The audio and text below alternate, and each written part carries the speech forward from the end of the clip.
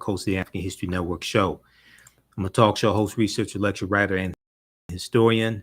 Today is Monday, November 28th, 2022, and we are live. Welcome to a special edition of the African History Network show. Normally, we broadcast on Sundays, normally 9 p.m. to 11 p.m. Eastern Standard. Normally 9 p.m. to 11 p.m. Eastern Standard Time, but because of the holiday, the station was shut down. Okay, so we did not broadcast live on Sunday, so we're broadcasting live today. All right, so share this broadcast on your social media platforms. Invite your friends to tune in also. So we talk about Irene Cara, best known for being in the movie Fame and also singing the theme song to Fame, as well as singing the theme song for Flashdance. Flashdance, What a Feeling in 1983. Also, she co-starred in the movie Sparkle in 1976. Irene Cara passed away at age 63. We got the news on Saturday, November 26th, that Irene Cara had passed away at age 63. She had been performing professionally since the age of 8 years old, So we're going to talk some about Irene Cara and give you an update on what we know so far. A cause of death has, as of yet, not been released, okay? And this came as a shock. We know that back in the 80s, back around 1985 or so, we know she filed a lawsuit against record executive Al Coury, Coury, and she was basically blackballed in the industry for some time. I remember hearing about that back when it happened. Okay, so I think Irene Cara is a very underrated actress and singer. I think she's very underrated, but she was very talented as well. She'll definitely be missed. So we're going to share a interview that she did in 1980 on the Tonight Show. We're going to share that with you. And then also there's a good article from the New York Times on Irene Cara as well. And People Magazine has a good story on her also. We have an update in the Shanquella Robinson saga, okay, dealing with the African-American woman from North Carolina who was killed on a trip in Mexico, 25-year-old Shanquella Robinson. Okay, so we have an update on that case as well. An arrest warrant has been issued. An arrest warrant has been issued for the person who is responsible for her killing. Arrest warrant issued for "quote unquote" friend of Shanquella who was found dead while on vacation in Mexico. Okay, so we'll talk about that story as well, and then Black Panther: Wakanda Forever is the #1 movie for the third straight week in a row. Okay, and it did about $45 million this past weekend. Black Panther: Wakanda Forever, #1 for third straight weekend in a row. I did a presentation on Black Panther: Wakanda Forever on November 19th, 2022. And we have that presentation available on digital download at our website, TheAHNShow.com, TheAHNShow.com. Okay, so we'll give you some more information on that as well. It's available on digital download, and we look at the I do an analysis of the film, but also we look at the Mesoamerican narrative and some Mesoamerican history that we see interwoven into the film, and we look at a shared history of colonization, a shared history of being colonized by Europeans, but especially by the Spanish. Okay, so we'll talk about that. We'll talk about Black Panther: Wakanda Forever. We'll talk about um, Shanquella Robinson as well, and Irene Cara. When I was on Roland Martin Unfiltered back on November 18th, November 18th, we talked about Shanquella Robinson. That was before the arrest warrant had been issued, but we talked about her on that show, and I'm going to share with you an excerpt of what we discussed. Okay, so you don't want to miss that as well. I also will do a brief preview of the 10-week online class that I'm teaching on Wednesdays. Ancient Kemet, the Moors, and the Maafa, understanding the transatlantic slave trade, what they didn't teach you in school. And then on Tuesdays, I teach from the Civil War to the Civil Rights Movement of Black Power, 1865 to 1968. Okay, be sure to sign up for our email newsletter. Text the word Kemet, Kemet, to 22828 to sign up for our email newsletter. Text the word Kemet, Kemet, to 22828 to sign up for our email newsletter as well. Okay, all right. Let's deal with I want to deal with the first story here, dealing with Irene Cara. So there's a good article from the New York Times. Let's look at the article from the New York Times first, and then we'll look at the piece from People magazine. Irene Cara, Fame and Flashdance singer, dies at age 63. Now, we still don't know the cause of death as of yet. Okay. Irene Cara was a childhood star from the Bronx who gained fame in the 1980s as a singer of pop anthems and as the star of the movie Fame. So she portrayed Coco Hernandez in the 1980 movie Fame. We know also co-starring in the movie Fame was the one and only Debbie Allen. Okay. And then the movie became a TV show. Okay. Debbie Allen reprised her role in the TV show. They casted someone else as Coco Hernandez. Irene Cara as Coco Hernandez performing in a scene from the 1980 movie Fame, a former child actor, dancer, and singer. She was the voice behind two of the biggest movie themes of the 1980s. Okay. So Irene Cara, who belted out the tracks of two beloved song and dance movies of the 1980s, Flashdance and Fame, has died. She was 63 years old. Now, her death at her home in Florida was confirmed by her publicist, Judith A. Moose, Moose, Judith A. Moose, on Saturday, November 26. Now, Miss Moose, who did not specify where in Florida or when Irene Cara died, said the cause was quote unquote unknown and will be released when information is available. The cause of death was unknown and will be released when information is available. Now, Irene Cara was an actor and dancer and singer during her girlhood, during her childhood in the South Bronx. She garnered expectations that she would become a major star. Okay.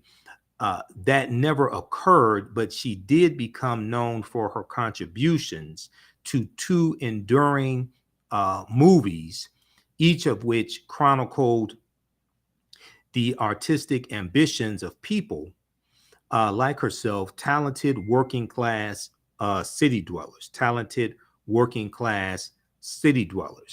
Now, she scored her most memorable hit, Flashdance, What a Feeling, with that was in 1983. I remember when the movie Flashdance came out, starring Jennifer Beals.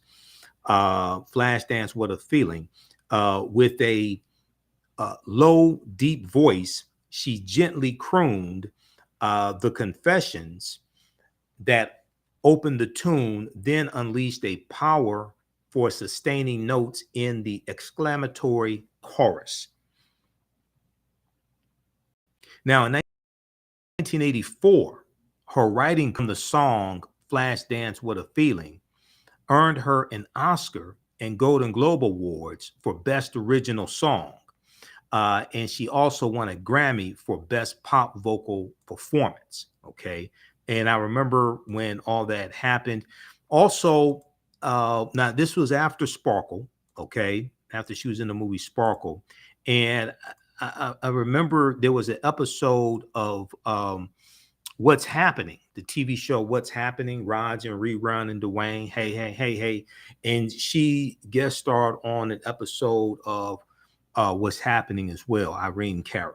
So she was beautiful, she was talented, she could sing, she had personality, etc. So this came as a shock to everybody. And I've heard the song Fame.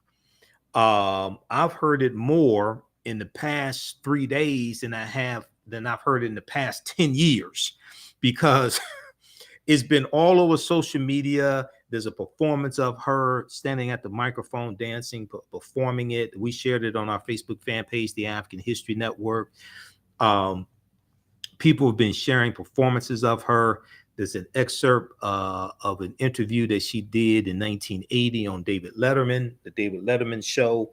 That's been floating around on social media. So there's been an outpouring from celebrities like Viola Davis. I saw it on Viola Davis' Facebook page, as well as Debbie Allen. Debbie Allen posted a heartfelt message. We shared that also on our Facebook fan page, the African History Network.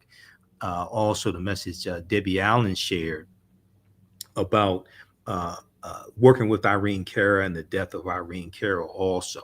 So this comes as a big shock to everyone. If we look here, let me see here. Deborah Cox also did a post as well. I'm scrolling through my timeline here on the African History Network Facebook page. But there was one from Debbie Allen that we shared as well. So, okay, this one right here from Debbie Allen. Let's go to this. Okay, it's gotten 710 likes on our Facebook page. Let's see if we can flip over to this one here. Just a second.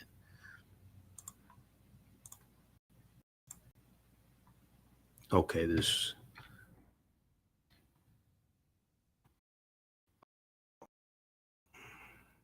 Scroll down. Okay, now this is the post from Deborah Cox that we shared. All right, rest in peace to the beautiful Irene Cara. Rest in peace to the beautiful Irene Cara, a huge inspiration to me. That's Deborah Cox, who was born in Canada.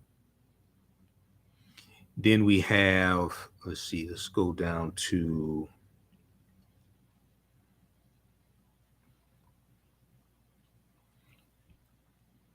there was the post that I did, I shared from right here. Okay, so this is the one that I shared from Debbie Allen. Debbie Allen said, "My heart is broken. Irene Cara was such a gifted and beautiful genius. Her talent and her music will live forever. Forever. Remember her name. #fame," which is a line from the song Fame. Okay. So we see her here. Okay. All right. So there's been an outpouring of messages and support from celebrities. So Viola Davis had a great post on her Instagram page and Facebook page as well. All right, I want to go back to the article from the New York Times. Let's go back to that here. Okay, so in 1984, Irene Cara's writing credit on the song Flashdance What a Feeling earned her Oscar and Golden Globe Awards for Best Original Song, and she also won a Grammy for Best Pop Vocal. Okay, so this sister won an Oscar. She won a Golden Globe Award, and she won a Grammy as well. Okay, very, very talented singer. And this was for the Flashdance. What a Feeling was her biggest song. Okay, I remember her more so for Fame. I don't know why, but Flashdance What a Feeling was her biggest song. Okay, she earned an Oscar and a Golden Globe Award for Best Original Song for Flashdance What a Feeling, as well as a Grammy for Best Pop Vocal Performance. Now, in Fame, the movie Fame, in 1980, Irene Cara not only sang the title track, but also appeared in the starring role as Coco Hernandez. Okay, and let me flip. I want to flip over to the article so you can see this here as well. How's everybody doing? Give us a thumbs up, give us a heart, give us a like on this broadcast. Share this broadcast on your social media platforms as well. Okay, so Oscar and Golden Globe Awards for Original Best Song, and also Grammy for Best Pop Vocal Performance. Now, in 1980, Irene Cara not only sang the title track, but also appeared in a starring role as Coco Hernandez, one of several students the movie follows throughout their years at a New York City performing arts high school. Now, Irene Cara knowledgeably incarnated a diva to be, chewing gum while pitching a fellow musician to start a band, and instructed him, quote, "There's a lot of money out there," end quote, gleefully tap dancing in a puddle on a subway platform, twirling her sunglasses while singing at a piano, walking on a crowded sidewalk while looking absorbed in a showbiz industry newspaper.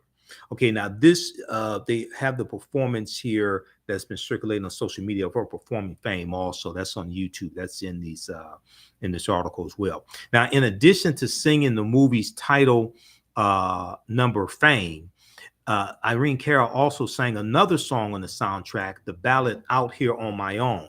Now, she performs Out Here on My Own in the on the David Letterman show in 1980. Okay, that is from October 14th, 1980. She performs Out Here on My Own on when she was on that show, and she performed another song as well. Both songs were nominated for an Oscar in 1981. Okay, Fame and Out Here on My Own were both nominated for an Oscar in 1981. The film was nominated for several awards, and Fame won for Best Original Song and Score. So once again, Fame, the movie Fame was a phenomenon. You had the movie, you had the soundtrack, and then it spawned a TV show which ran for a number of seasons also. Okay, so this was a huge phenomenon. And back in the early 80s, okay, I remember, now I don't know if it was because of the movie Fame or because of, I'm not sure if it's because of the movie Fame or Jane Fonda or something, but right around that era, right around that time, you remember, if you're old enough to remember that, you remember a lot of women started walking around with leg warmers on, okay? Because we saw the leg warmers in the movie Fame, and then we would see the leg warmers even on men, okay? Like Gene Anthony Ray, who played Leroy in the movie Fame and on the TV show. I think he was in the movie. I think he was in the movie Fame also. We saw leg warmers. So then leg warmers became popular, and it was partly because of the movie Fame. I don't remember if it was the movie that started the first or Jane Fonda, one of them, but around that same time, they were wearing leg warmers, okay? And a lot of that had to do with the movie Fame. Okay, I want to go to this interview from October 14th, 1980, October 14th, 1980, David Letterman is interviewing Irene Cara. Okay.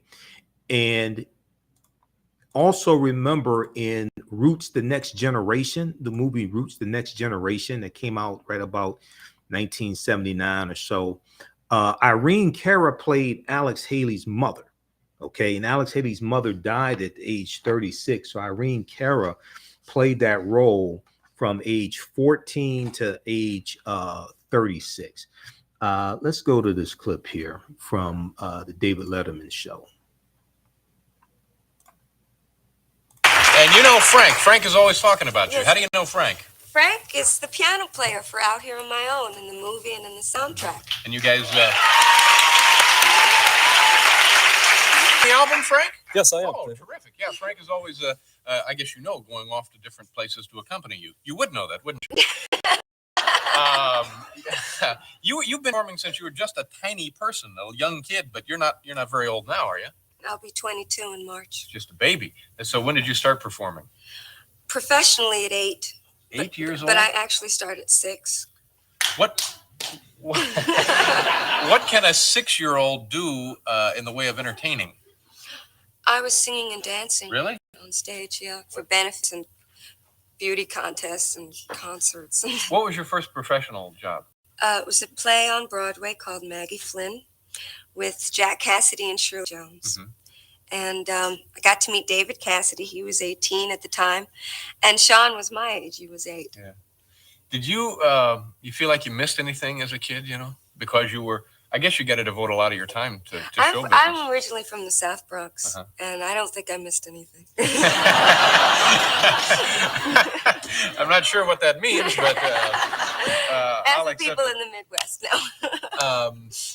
People said about the movie Fame that there was just a bunch of newcomers, and I guess that's certainly not true for yourself. Well, it was mostly newcomers, although Barry Miller, who played Ralph Garcia, was in Saturday Night Fever, had a lead role in that. They like to make it seem like, you know, they're breaking in the new kids, but most of the kids were newcomers. Had already been around and working. Has this movie changed your life any? I've been doing this 16 years. It's pretty much been the same. My life has been my career and my friends and my work, but it's been a successful thing for me. But you're a big deal now. I mean, whereas before you were always working and always successful. Well, I think when I did Roots, the Next Generation, I played Alex Haley's mom. That was like another stepping stone for me, you know, to do a lead like that. Yeah. You played Alex Haley's mom before 14 she had Alex. No, I played the whole role. His mother had passed away at 36, so I played the role from 14 to 36. No kidding. Yeah. How would you possibly? I died on screen and everything. It was great. I'm sorry to hear about that. Goodness. Listen, you're gonna sing another song. Is that right? This one we didn't rehearse, so we're gonna wing it, folks. Okay. I think we got a commercial before we. Okay, so let me go past that. She's saying she performed another song, and I think they come back. Okay, that was the end of that. All right, so check out that short interview. Check out that interview. It's a short interview, but it's a really good one, and that's on YouTube. David Letterman's YouTube channel. Let's see. Irene Cara performs Out Here on My Own from Fame. Letterman. Okay. And they just posted this 2 days ago. It's gotten 82,000 views since then. Okay. So check that out from David Letterman as well. All right. I want to go back to this article here from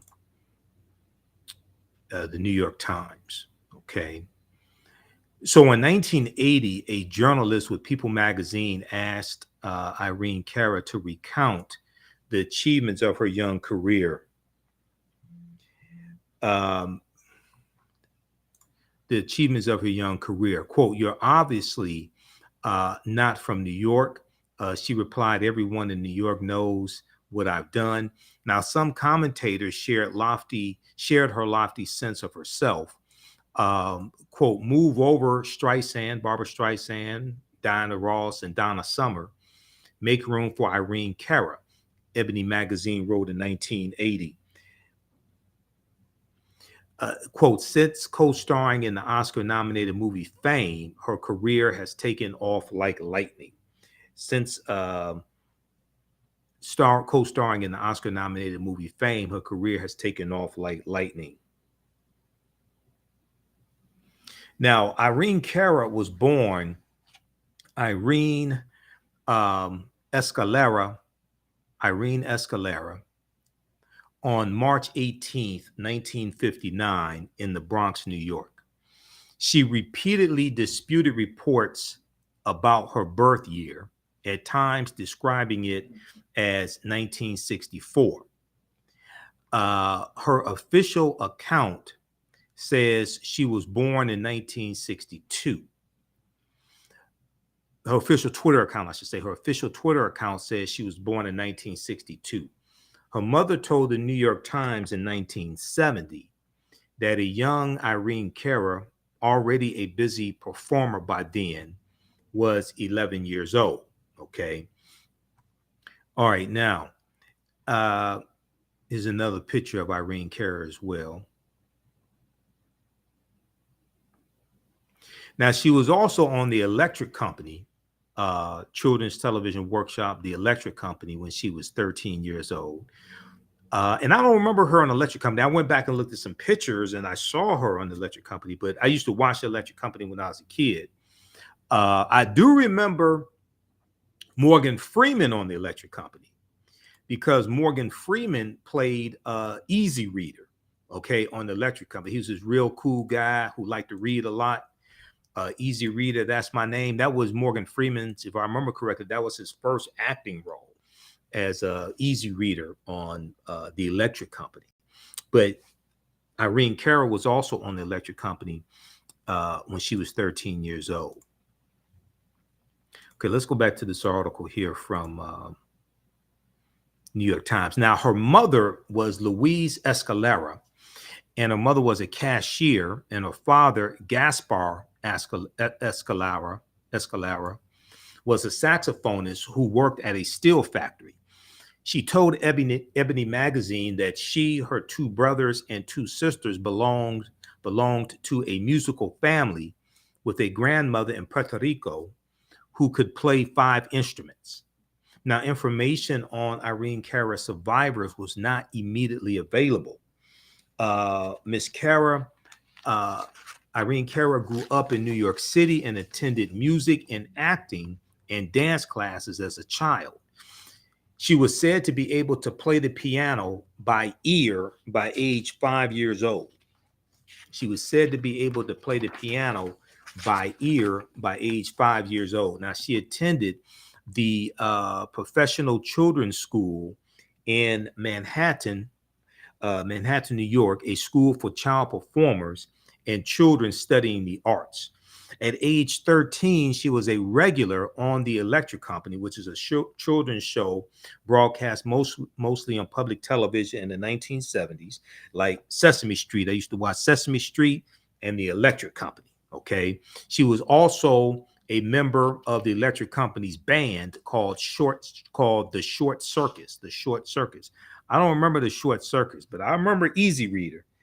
And I remember on the Electric Company, they also had Spider-Man. They had an actual man who was Spider-Man, and he would shoot this web out. I remember that as well.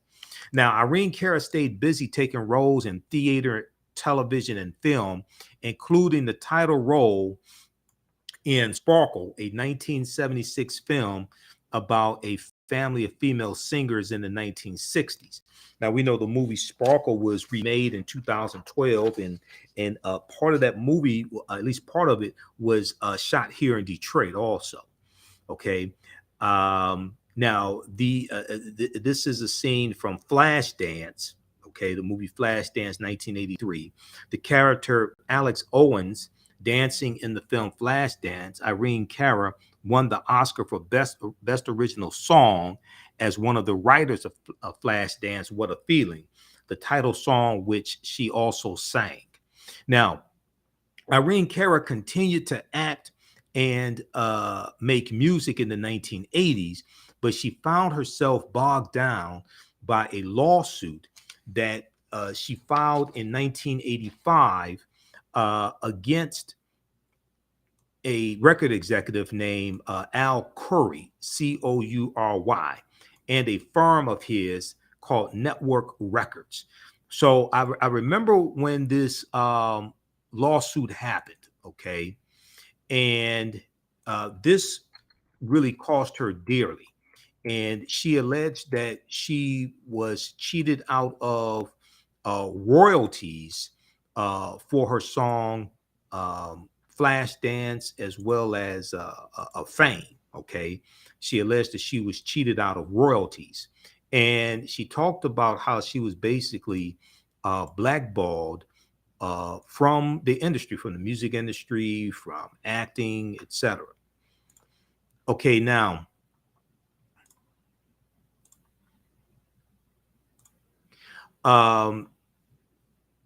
she sued Irene Cara sued for $10 million in 1985. She sued record executive Al Curry and Network Records for $10 million in 1985, accusing Al Curry of exploiting her trust and withholding royalties from Flashdance, from the Flashdance soundtrack, and her first two solo records, Anyone Can See, which came out in 1982, and What a Feeling, 1983. Okay, so yeah, that's what the lawsuit was about: withholding royalties from the Flashdance soundtrack and her first two solo records, Anyone Can See in 1982, and What a Feeling, 1983. Flashdance, What a Feeling, 1983. Now, in 1993, a California jury awarded Irene Cara $1.5 million. People magazine reported in 2001. Now, she sued for $10 million.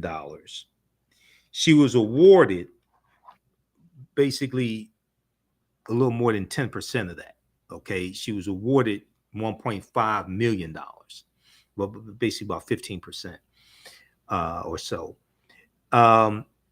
She told People magazine that the dispute had unjustly branded her as being difficult to work with and that she had been virtually blacklisted, okay, by the music industry.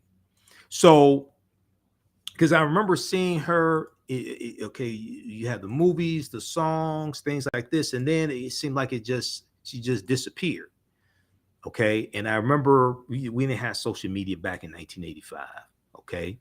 But I remember hearing newspaper stories, things like this, about the lawsuit and about her being blackballed, etc. Okay. So she told People magazine that the dispute had unjustly branded her as being difficult to work with, and that she had been virtually blacklisted by the music industry. Now, in 2020, the year 2020, she shared on YouTube.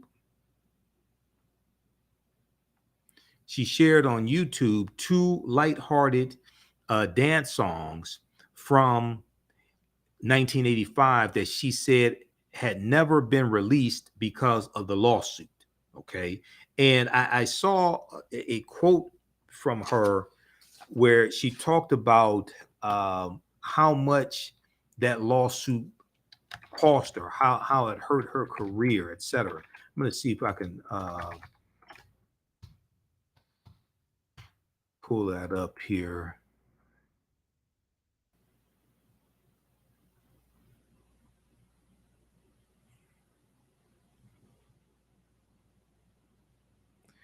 Let's see.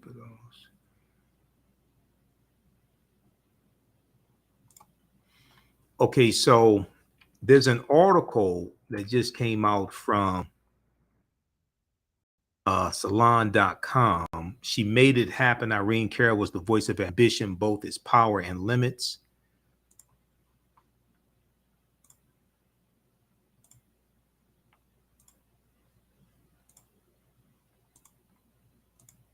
Let me pull this up here just a second.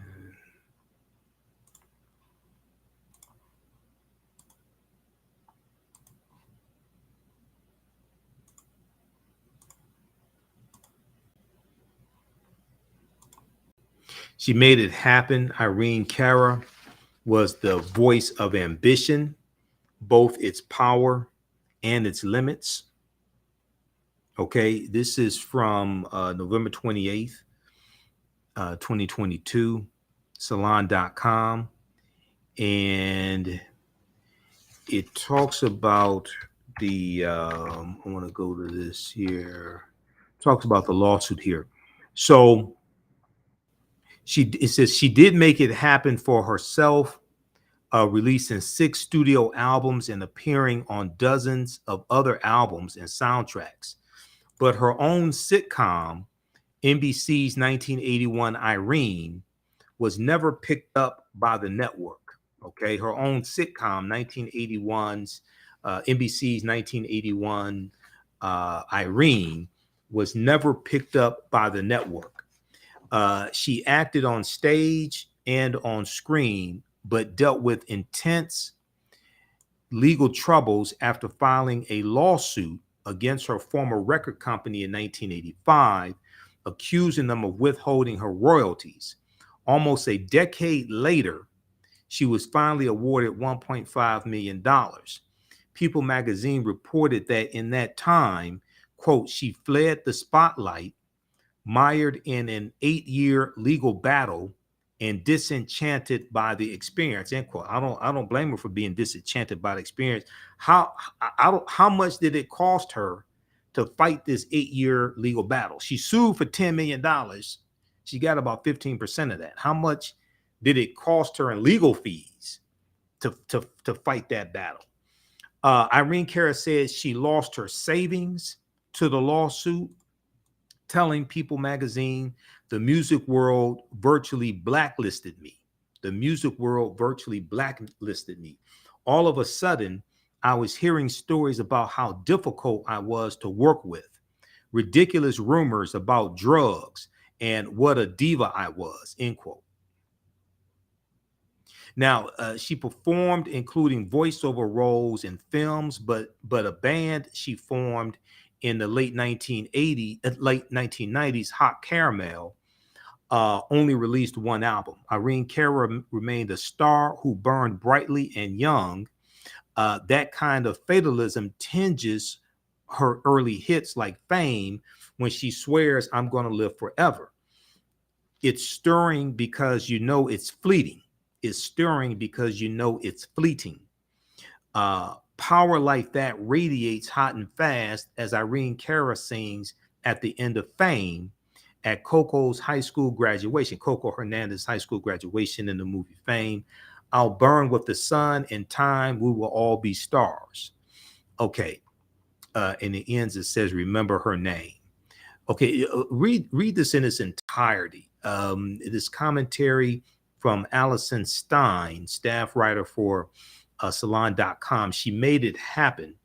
Irene Cara was the voice of ambition, both its power and its limits. So that's from November 28th, 2022.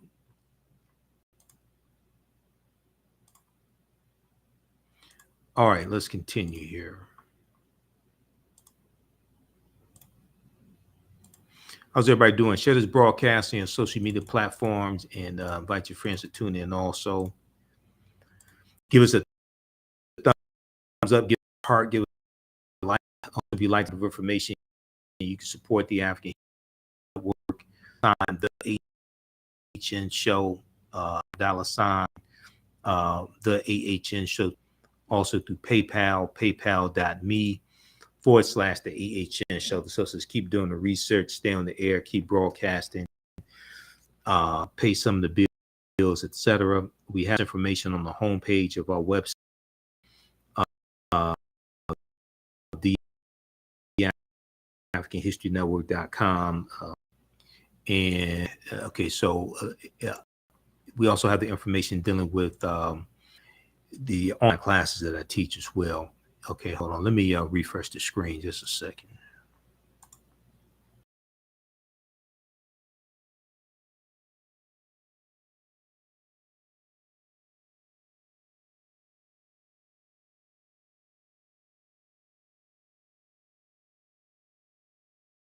back. Stop just a minute here.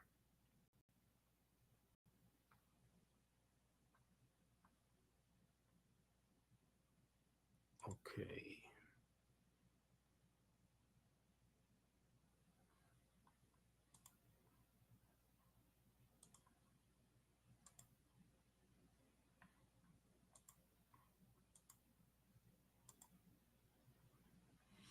All right. So on the homepage of our website, we have the information about the radio show. Also, we have a Black Friday weekend, Cyber Monday promotion. Get 30% off orders of $60 or more. That excludes online courses, but that's on our DVD lectures, digital downloads, all of that.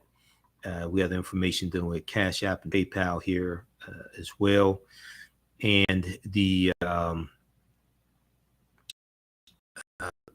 lectures we have here on our website. Just click on shop, or click on shop, because we have them in digital download format. And this is information about the online courses that I teach. Our next class is Wednesday, November 30th, 2022. Wednesday, November 30th, 2022, 7 p.m.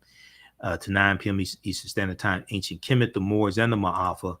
Understanding the transatlantic slave trade, what they didn't teach you in school. Okay, all right, and we do it thousands of years of history and what leads up to the transatlantic slave trade taking place. All right, let's continue here. I want to go back to the article from the New York Times.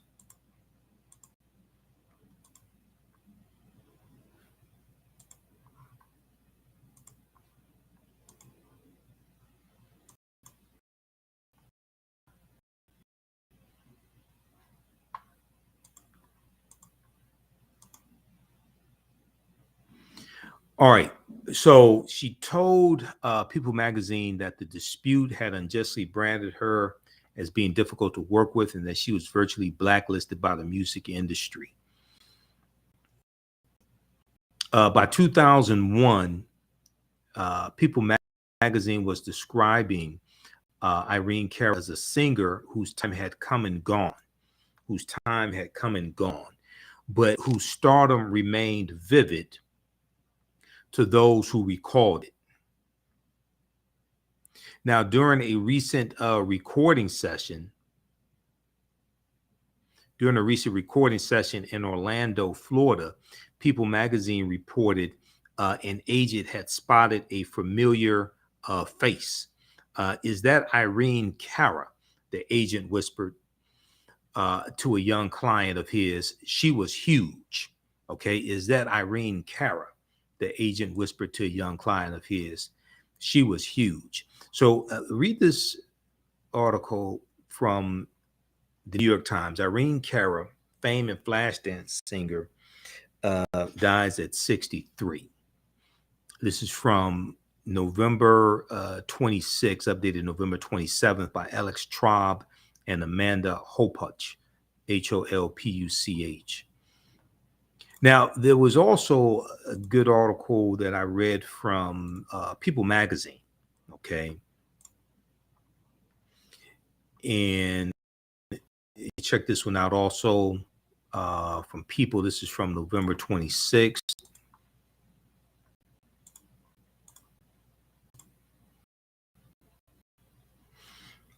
Irene Cara, Fame and Flashdance, What a Feeling singer, dead at 63. A beautifully gifted soul.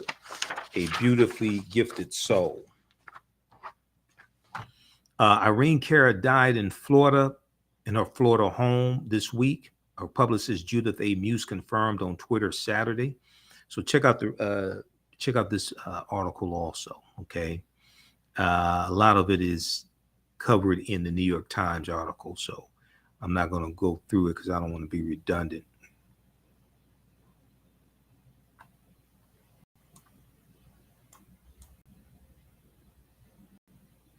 But check this out as well.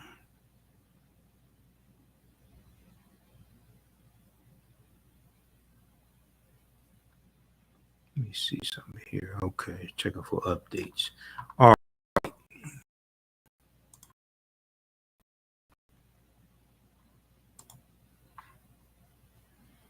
All right, second. Let me close this out. Okay, I want to go to we'll go to the next story here in just a second. Dealing with there's been an update in the case of Shanquella Robinson. Now, I don't like the people she was with. I don't like to refer to them as friends.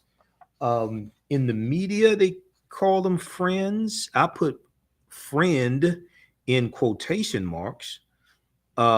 These were more like acquaintances, but so we have an update here.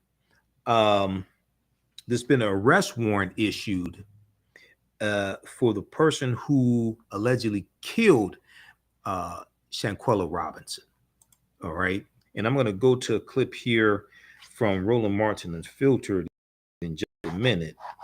Because about this back on November 18th, before the arrest warrant was issued. All right. So Huffington Post has this article. There's also one from A News that I read on November 23rd, Wednesday, November 23rd. Mexico issues arrest warrant for friend of 25-year-old woman found dead on vacation. And let me see something here. There's also one from CNN.com that we'll look at, because this one, okay, they cite the Associated Press here, and they cite CNN. I'm going to pull up the one from CNN also.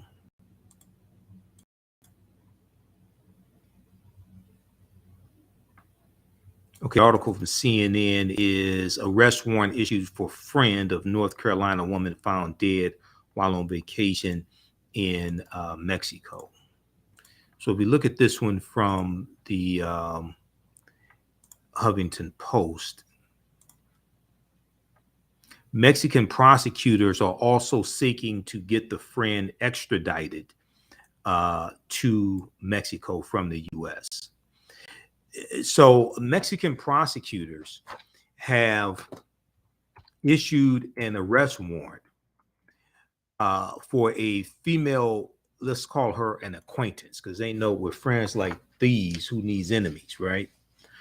For a female acquaintance of 25-year-old Shanquella Robinson, who was found dead in Mexico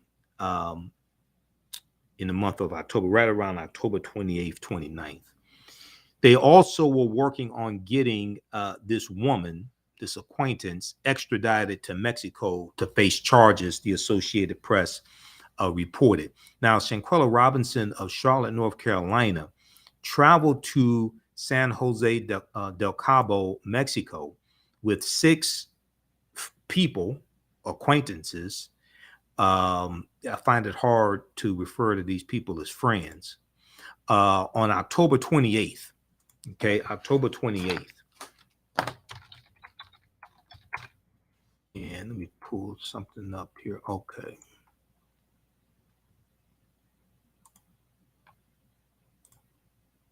Just a second. Okay, so she traveled with them to Mexico on October 28th and died in the villa the group rented there a day later on October 29th.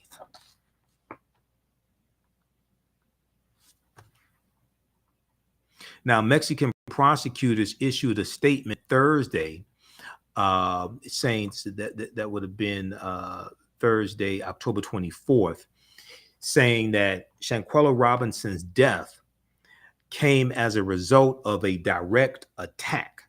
Shanquella Robinson's death came as a result of a direct attack, not from an accident, and that one of her female, quote unquote, friends or acquaintances was connected to her death, according to CNN. They did not identify the alleged aggressor, but added she is an American citizen who is currently believed to be in the U.S. Now, Daniel De La Rosa, the Attorney General for Mexico's Baja California Sur, as you are told local reporters they are seeking an extradition order for the woman connected to Shanquella Robinson's death. Okay, Attorney General Daniel De La Rosa said the death did not come as a result of a fight, but came about because of direct aggression from the assault friend who allegedly carried out the attack. All right, now on Roland Martin Unfiltered on November 18th, we discussed this very disturbing killing. We discussed this very disturbing killing. Okay, I want to go to this clip here.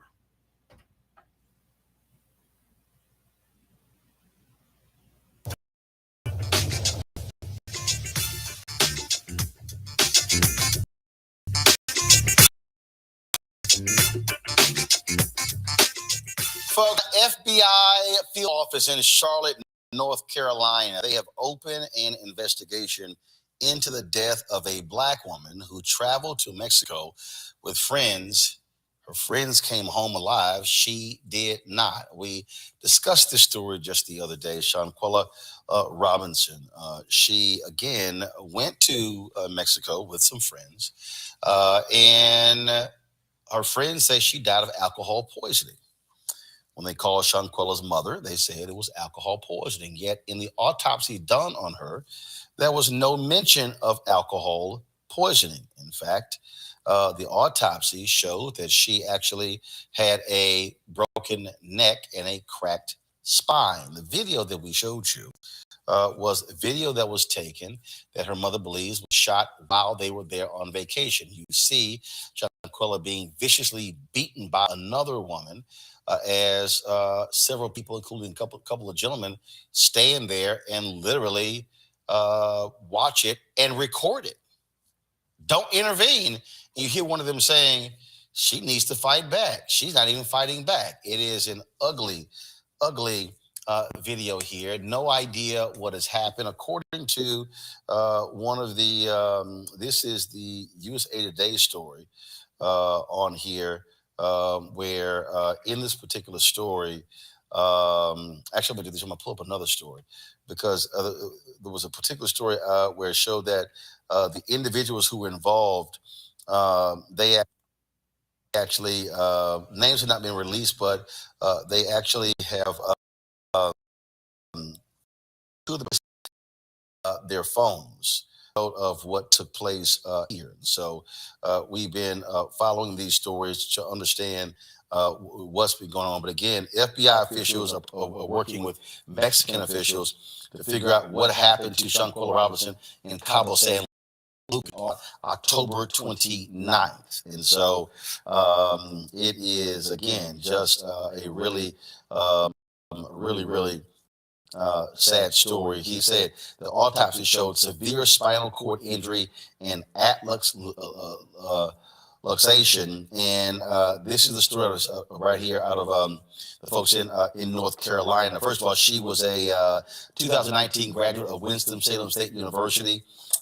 She also was a children's hair braider, operated a women's boutique business, and her family have also, they actually started a GoFundMe page to pay for her funeral expenses as well. And then let's see that GoFundMe has already, well, actually, the GoFundMe has already raised $119,368. Their goal is $125,000. It is very strange when you think of this case, Kelly, to hear, my goodness, traveling there with friends, they come home alive, she doesn't. And now they have essentially all gone silent, and they've told multiple stories about what took place. I was thoroughly disgusted when I first heard this story because it just goes to show that your enemies can be closer than you think. Mm-hmm. And that is not to victim blame whatsoever, but it is clear that these were not her friends. And the fact that they had the audacity to leave the country without her. And from what I read, one of them actually dropped off her luggage at her parents' house. Damn. And you know, gave the story about the alcohol poisoning. But the fact that they went there to grieve with them, knowing what actually happened, what it is, they know exactly what happened, and yet they still not only lied, but grieved with the family. Like, beyond sickening to me. It is absolutely disgusting and vile. I grieve with this woman's family. It is not anything that anybody should ever experience. The murder, what it appears to be, of a loved one whose life was cut so short by people who were so close to her.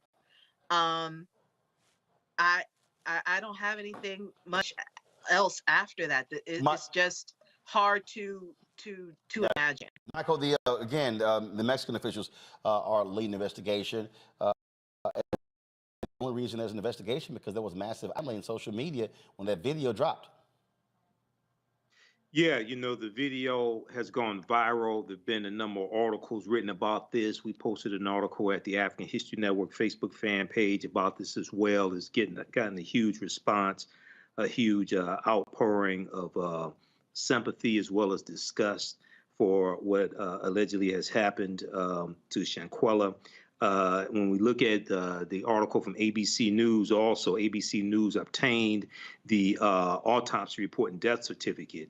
And in addition to what you stated, Roland, listing the cause of death as, quote, severe spinal cord injury and atlas luxation, it goes on to say with no mention of alcohol. With no mention of alcohol as well. So Shanquella's mother was on Good Morning America this morning. She was interviewed, and she said that she talked to the different people who were on the trip with her, and they're all giving her a different explanation of what happened to Shanquella, what transpired as well. So this is, you know, hopefully the truth comes out and we get justice. And at the same time, I don't have all the facts. If brothers are standing around looking at two black fighting or one black woman beating the hell out of another one, and you just stand there and do nothing, you're a punk ass Negro. Let me just leave it right there. Matt, again, what part of the issue you have here, this takes place outside the states, and so now you're dealing with another foreign government, and so the FBI is a little limited in terms of what they're able to do, even though she's an American citizen. Yeah, that's correct, and that's what I was concerned about at first. But as I was awaiting, you know, you coming to me, I thought there might be something there for a conspiracy if they're able to find that they intended to do this when travel to Mexico. The amount of evidence that people have in phones and digital devices these days is just insane. So if the FBI gets a search warrant for her phone, for their phones of the people that hurt her while she was there in Mexico, I mean, it may very well be that they determined that there was a conspiracy to harm her when they took her to Mexico. And hopefully that'll give the FBI jurisdiction, because the concern for me is the Mexican authorities, you know, investigating this. Obviously, I don't have all the evidence, but we know that there are sometimes a lot of irregularities and, frankly, corruption as it relates to Mexican government and investigations. So hopefully the FBI is able to find a legal means by which they can hold them accountable and go through the wheels of justice and make sure that there's justice for this young woman. Indeed. All right, folks. New York Congressman Hakeem. Okay, so that was from November 18th on Roland Martin Unfiltered. I was on with attorney Kelly Bethea and civil rights attorney Matt Manning. Now, in the name of that clip, we'll post the I'll post the clip here. The name of that episode: A.G. Garland appoints special counsel, Jeffries bids for speaker, Georgia's runoff updates. So you can watch Roland Martin Unfiltered on Roland's YouTube channel, Roland S. Martin, or on Facebook, Roland S. Martin, or download the Black Star Media app. Download the Black Star Media app, and you can watch there as well. I'm going to post a link here to that full show. Okay. Now, let's go back to the article from Huffington Post.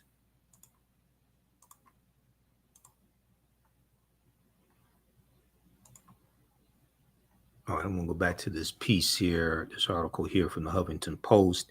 And then also we have an updated story that came out today from ABC News. So we're going to go to that as well. ABC News has this on their YouTube channel.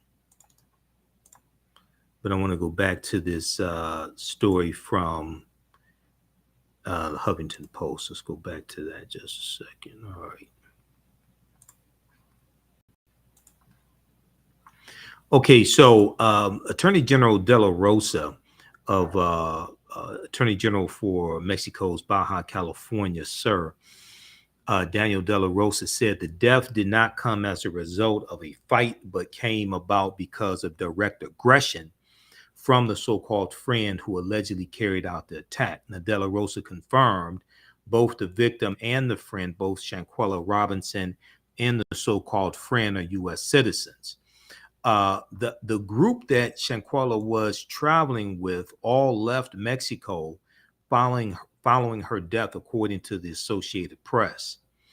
The new details contradict how Shanquella's friends originally characterized the death to the woman's family.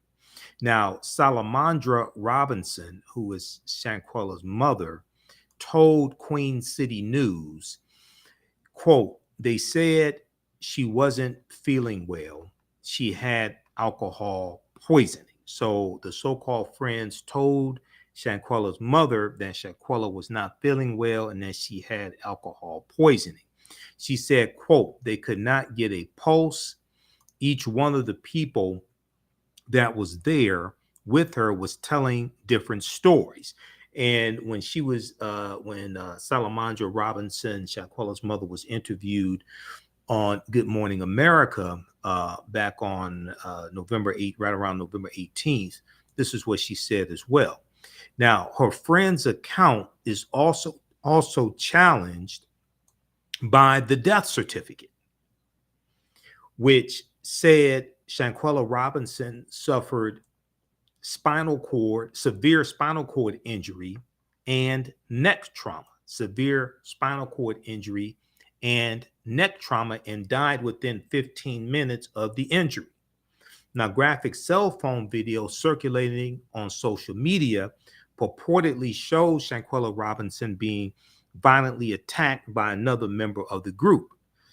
Now, Shanquella's father, Bernard Robinson, confirmed to CNN the person being attacked in the video is his daughter.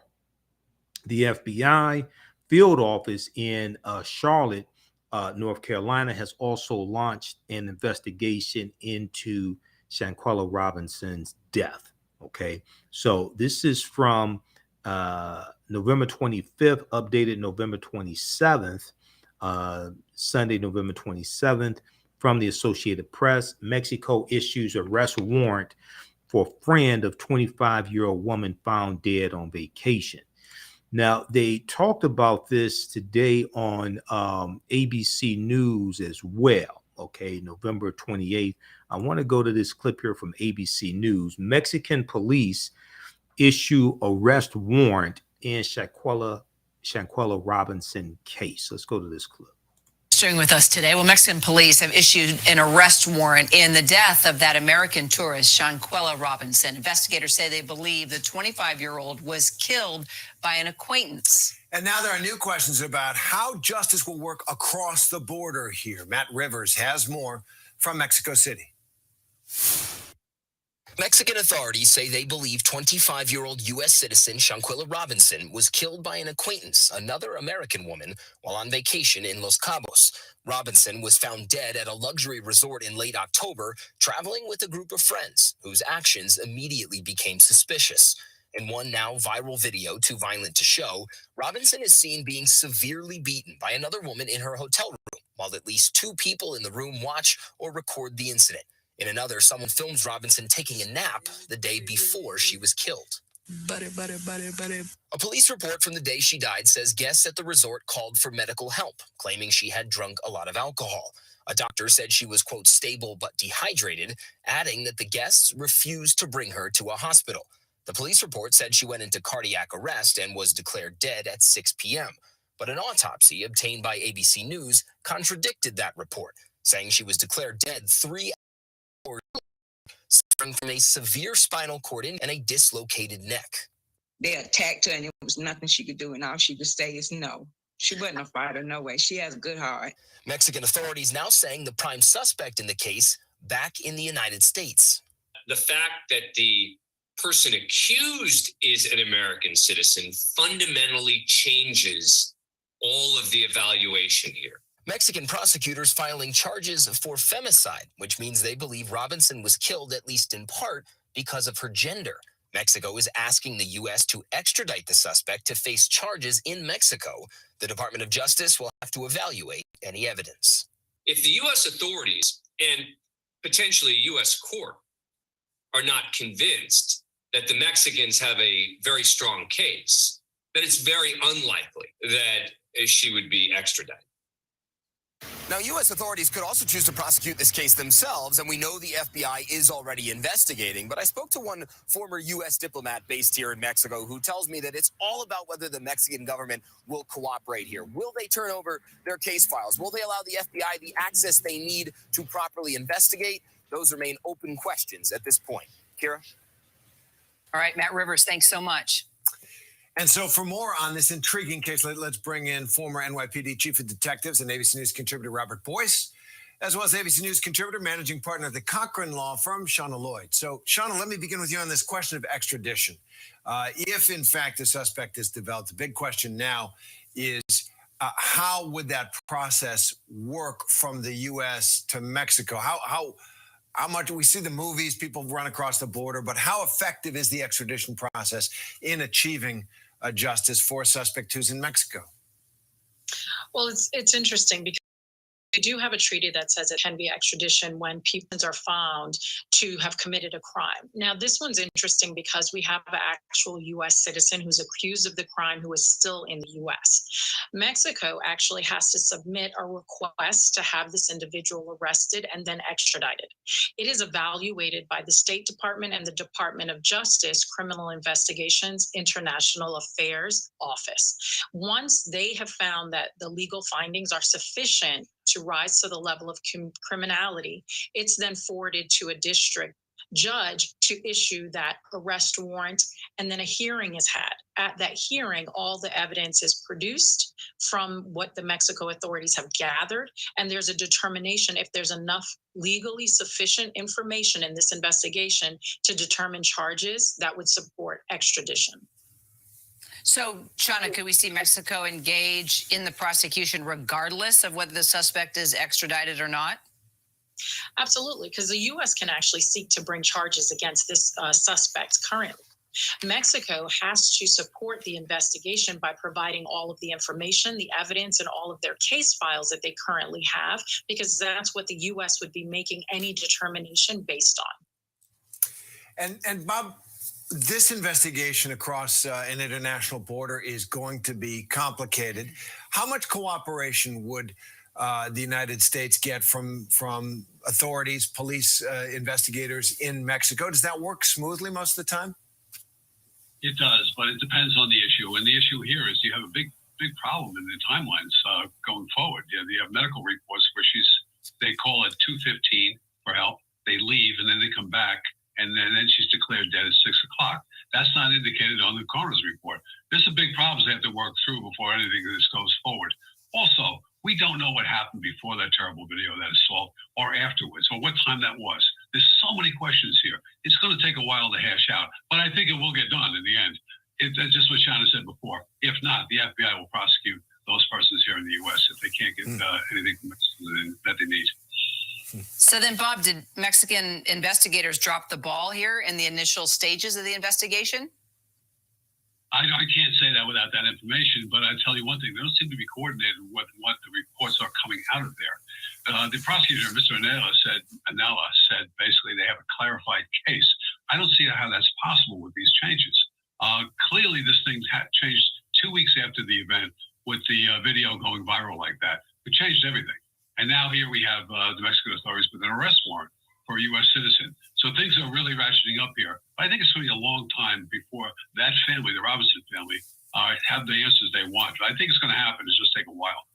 Yeah, that's the point, Bob. It does look like now that there's so much attention on this, almost makes it more difficult. And I wonder about the Robinson family, Shauna. What recourse does the family, this young woman, cut down, killed in the prime of her life? What recourse do they have while these wheels of justice in two different countries grind away? Unfortunately, they don't have a lot of influence on the system. Victims are typically, and their families are assigned a victim advocate to walk them through the process. But this process is strictly between our State Department, the FBI, and the Mexican government right now. They don't have as much influence to push. Now, they can always, want to encourage them to keep investigating, but they don't have any authority right now for the family. Yeah, it's such a disturbing case in so many ways. And Shauna Lloyd, Robert Boyce, thanks very much, as always, for being with us. Okay, so that was from excellent analysis there. That was from ABC News. That's on ABC News. News's YouTube channel. Mexican police issue arrest warrant in Shanquella Robinson case. That is from November 28th, 2022. So you can check out that clip also. We'll post the link here on the thread of the broadcast for that clip. All right. You can check out the article as well from CNN.com that I mentioned earlier in this segment. Name of that article is arrest warrant issued for friend of a North Carolina woman found dead while on vacation in Mexico.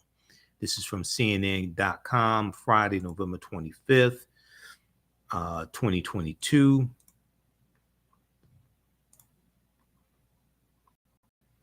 And you can check this out. I'm going to skip over information that's redundant. They talk about direct attack. Evidence shows the death resulted from a direct attack, not an accident, and involved a female friend of the victim, the prosecutor said. Mexican officials have not named the suspect, but confirmed she is a U.S. citizen who is believed to be in the United States.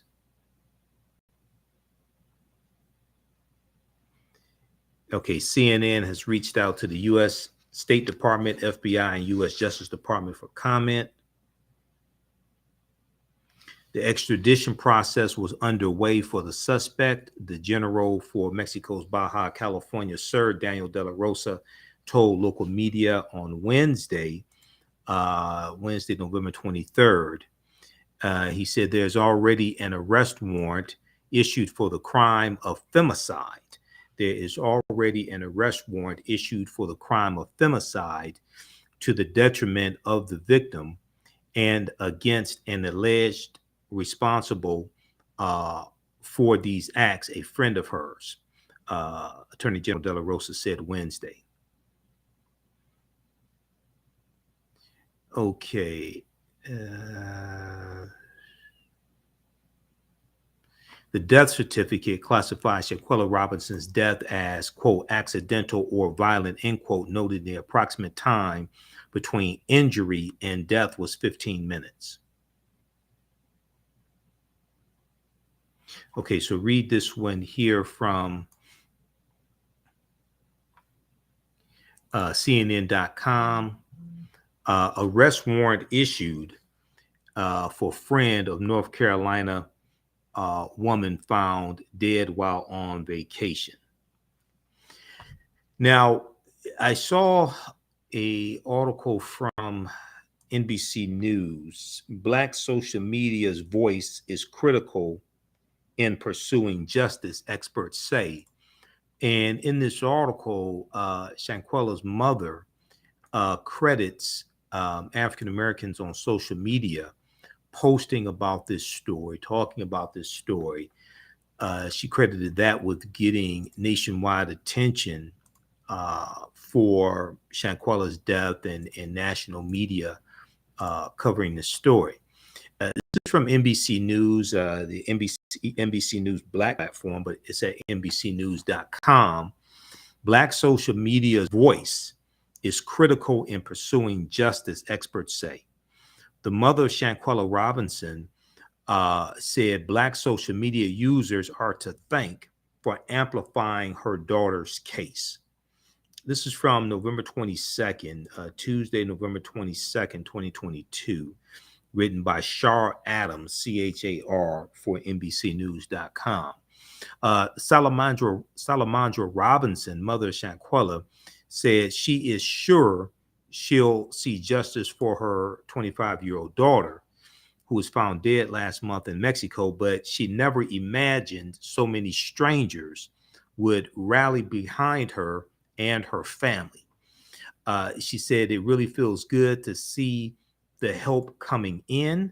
She told NBC News, she says she doesn't believe Shanquella's death would have gotten so much attention from authorities and media outlets if it were not for Black social media users highlighting the case, if it were not for Black social media users highlighting the case. She said, I never thought she would not get justice because we were going to try to go all the way. But I appreciate everything that everybody's done, however you played a part in it. Okay. So check out the rest of this article as well. Now, Sherry Williams, a professor of race, media, and communication at American University, says social media has been around and has been used as an amplification and social justice tool for almost a decade. She went on to say, Black folks know that mainstream news media has a history of completely ignoring our stories. Black folks know that mainstream news media has a history of completely ignoring our stories. So we've been using these tools to amplify our stories ourselves, and it works. We see this cycle of mainstream news media basically following the chatter on Black social media, end quote. Now, according to Queen City News, based in Charlotte, North Carolina, authorities initially said there was no evidence suggesting that Shanquella Robinson had been murdered. However, her family told news station WBTV of Charlotte, North Carolina, that an autopsy report states that Shanquella's neck had been broken and her spinal cord cracked. NBC News has not independently verified the autopsy report. Now the FBI in Charlotte, North Carolina is investigating, and Mexican authorities reportedly told the Daily Beast that the death is currently being investigated as a homicide. People have shown their support in ways beyond social media. A GoFundMe campaign for the family has raised more than $363,000. And on Saturday, hundreds of family, friends, and supporters gathered for Shanquella's funeral. Okay, that was the funeral was on the 19th. Okay, November 19th. Let's see. Salamandra Robinson said all of this may not have happened if it weren't for the scores of Black social media users calling for a larger investigation. Okay, check out the rest of this article here at NBCnews.com and NBC Black. Black social media's voice is critical in pursuing justice, experts say. All right. Give us a thumbs up, give us a like, give us a heart on this broadcast. And we have a new bundle pack of digital download, my lectures in digital download format. And it's at TheAfricanHistoryNetwork.com, TheAfricanHistoryNetwork.com. We're going to put it right on the homepage, but go to at TheAfricanNetwork.com, just click on shop, and I'll post the link here as well. And it is the right here, African History Awakens the African Mind from Mental Death. This is a 15 lecture downloadable bundle pack. It just became available on Sunday, November 27th, 2022. This brand new bundle pack just became available Sunday, November 27th, 2022. It's all the lectures are digital downloads. It's on sale $100. It's $175 value. You can use Google Pay to pay for it, PayPal, Venmo, or debit card, credit card. For a very limited time only. This is only going on for about another day or so. You get 30% off with promo code AHN. Let me see, what is that promo code here? Let me back up. We have the promo code here on the promo code AHN 30 off BEF. Okay, that's only going on for maybe one more day. That'll probably end on Tuesday. That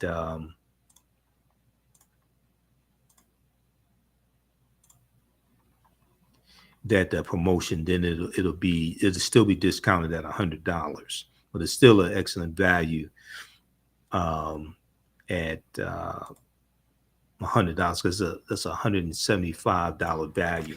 This is in digital download format, so you can start watching now.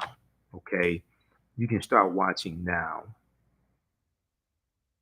And let me pull up. I'm going to pull this up with the code.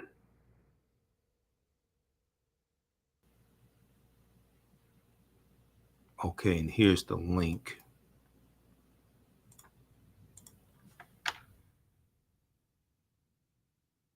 We have the code on the homepage of our website, TheAfricanHistoryNetwork.com. Let me post the information right here. Better the broadcast, and here's the link. You can also email us right through the website as well. Click on Contact the African History Network. You can email us also, or email us at AHNshow@TheAfricanHistoryNetwork.com, AHNshow@TheAfricanHistoryNetwork.com. And in that bundle pack, you get my lectures dealing with the some of my lectures dealing with the film Black Panther, and we have a listing of all the 15 presentations from me that are in that bundle pack as well. Okay, so check that out. It makes a great Kwanzaa gift, Christmas gift, or a gift just because. And it's a ton of information. And if we list here all the 15 lectures that are involved, included in this bundle pack, everything from history to economic empowerment to politics, all that's in this bundle pack. Okay.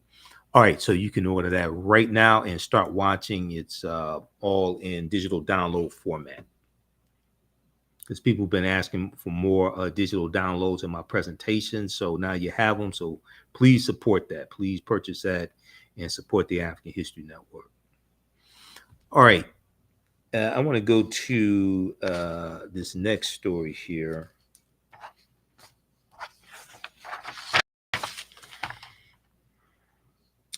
Okay, so the movie Black Panther Wakanda Forever, which I have seen, and I did a presentation on November 19th here in Detroit.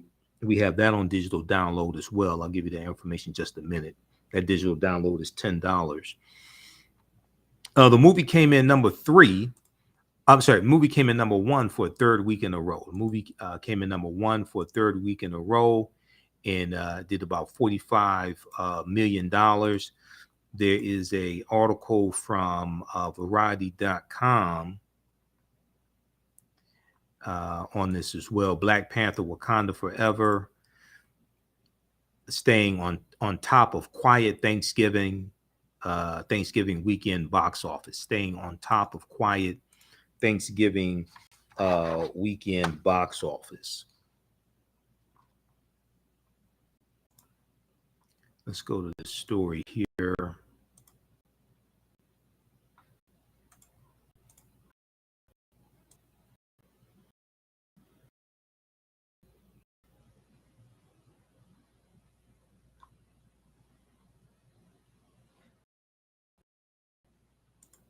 Okay, Black Panther Wakanda Forever, top of quiet Thanksgiving weekend box office.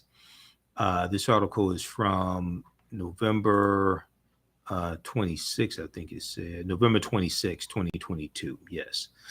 Okay, so Marvel's Black Panther Wakanda Forever is having no trouble staying above the competition at Thanksgiving box office, even handily trouncing fellow Disney release Strange World. After bringing in $8.1 million on Thanksgiving Day, the superhero sequel exploded on Friday, adding $18.2 million more in ticket sales to its haul. Wakanda Forever is the only resounding box office success story this season, on target to push beyond a $350 million domestic gross through Sunday. Now, that was Sunday, November 27th. Now, overall, it's been a fairly dire weekend for theaters. The 5-day frame is projected to net $125.4 million in ticket sales across all releases, down 12% from last year's Thanksgiving weekend, which had the additional handicap of arriving during a period of heightened COVID-19 precautions. This year's crop of films are not connecting as strongly as offerings last year, like Encanto and House of Gucci. I ain't see either one of those movies. Case in point is Disney's new release, Strange World. It netted $5.2 million on Friday, pushing its domestic total to $11.8 million. That's a terrible kickoff for the animated film, opening in a prime holiday window with kids out of school and weighted by a $180 million production budget to recoup.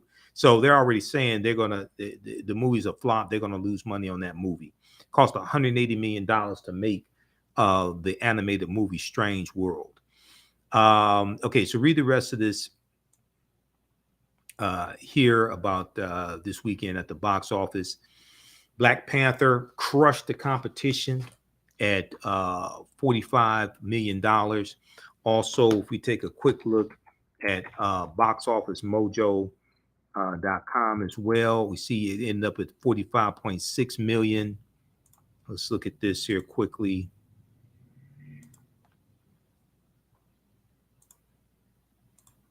Okay, boxofficemojo.com. Okay, Black Panther did 45.6 million from November 25th through November 27th. And the closest movie was Strange World, that came in at $12.2 million this past weekend. So Black Panther blew away the competition. There was no competition.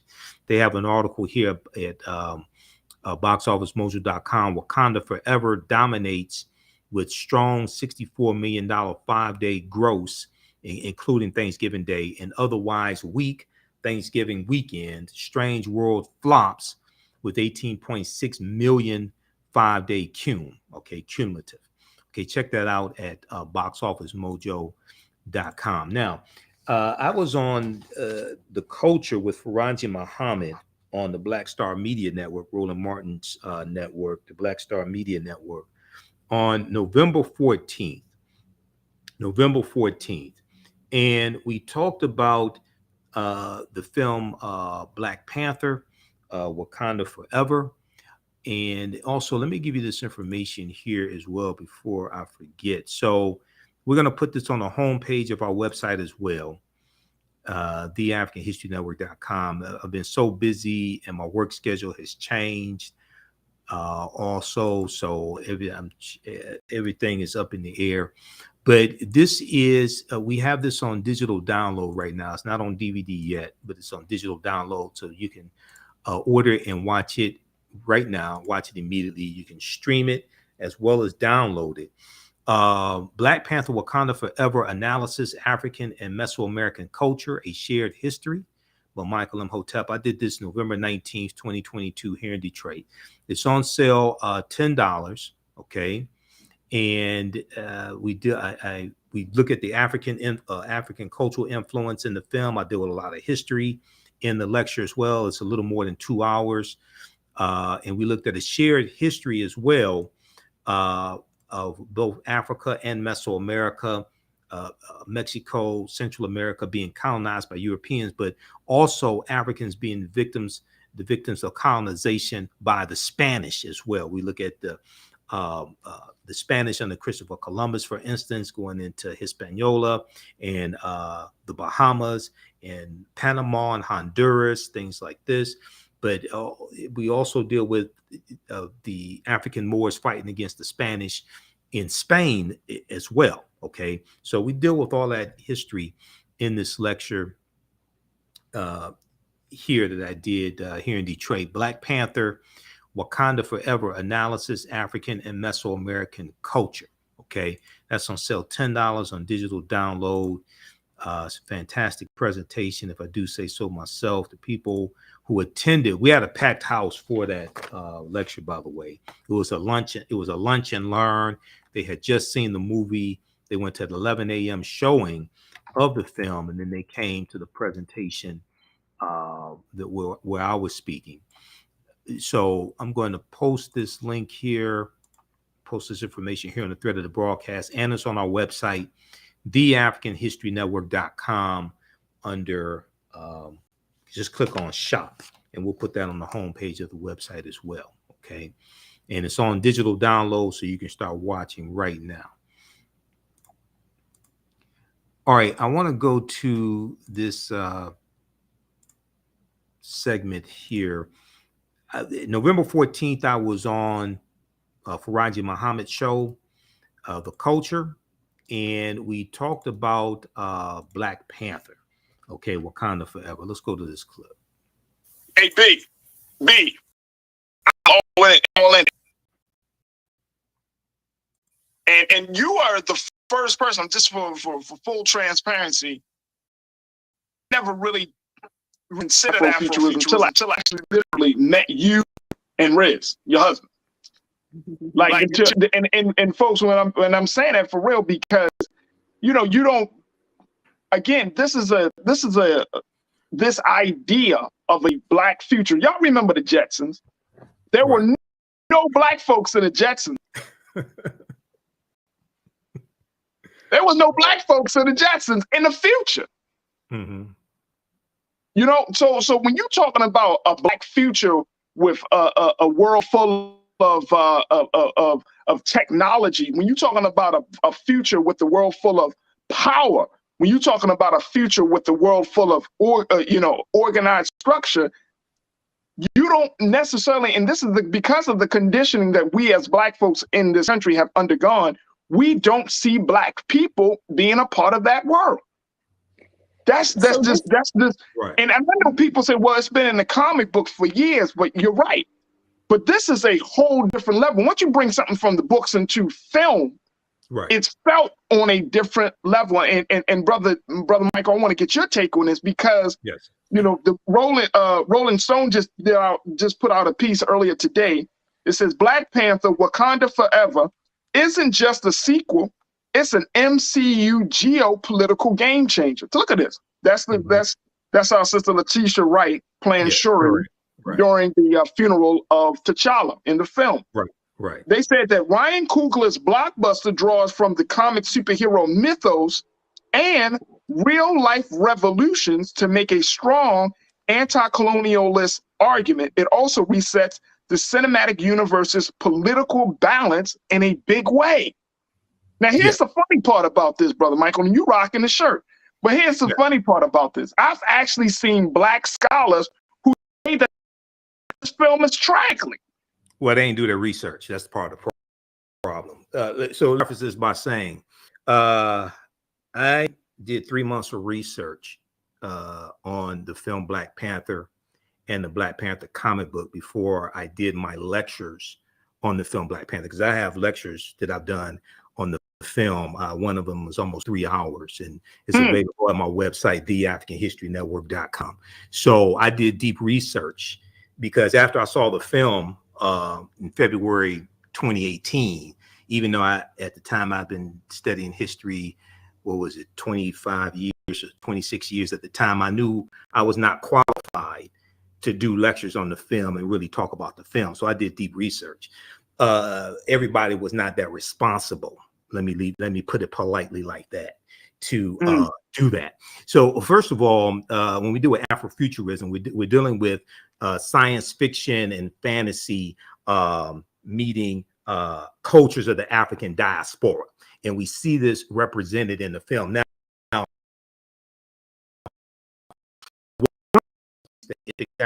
country, Central East Africa, and over time, the location changes, but it's somewhere around Rwanda, Uganda.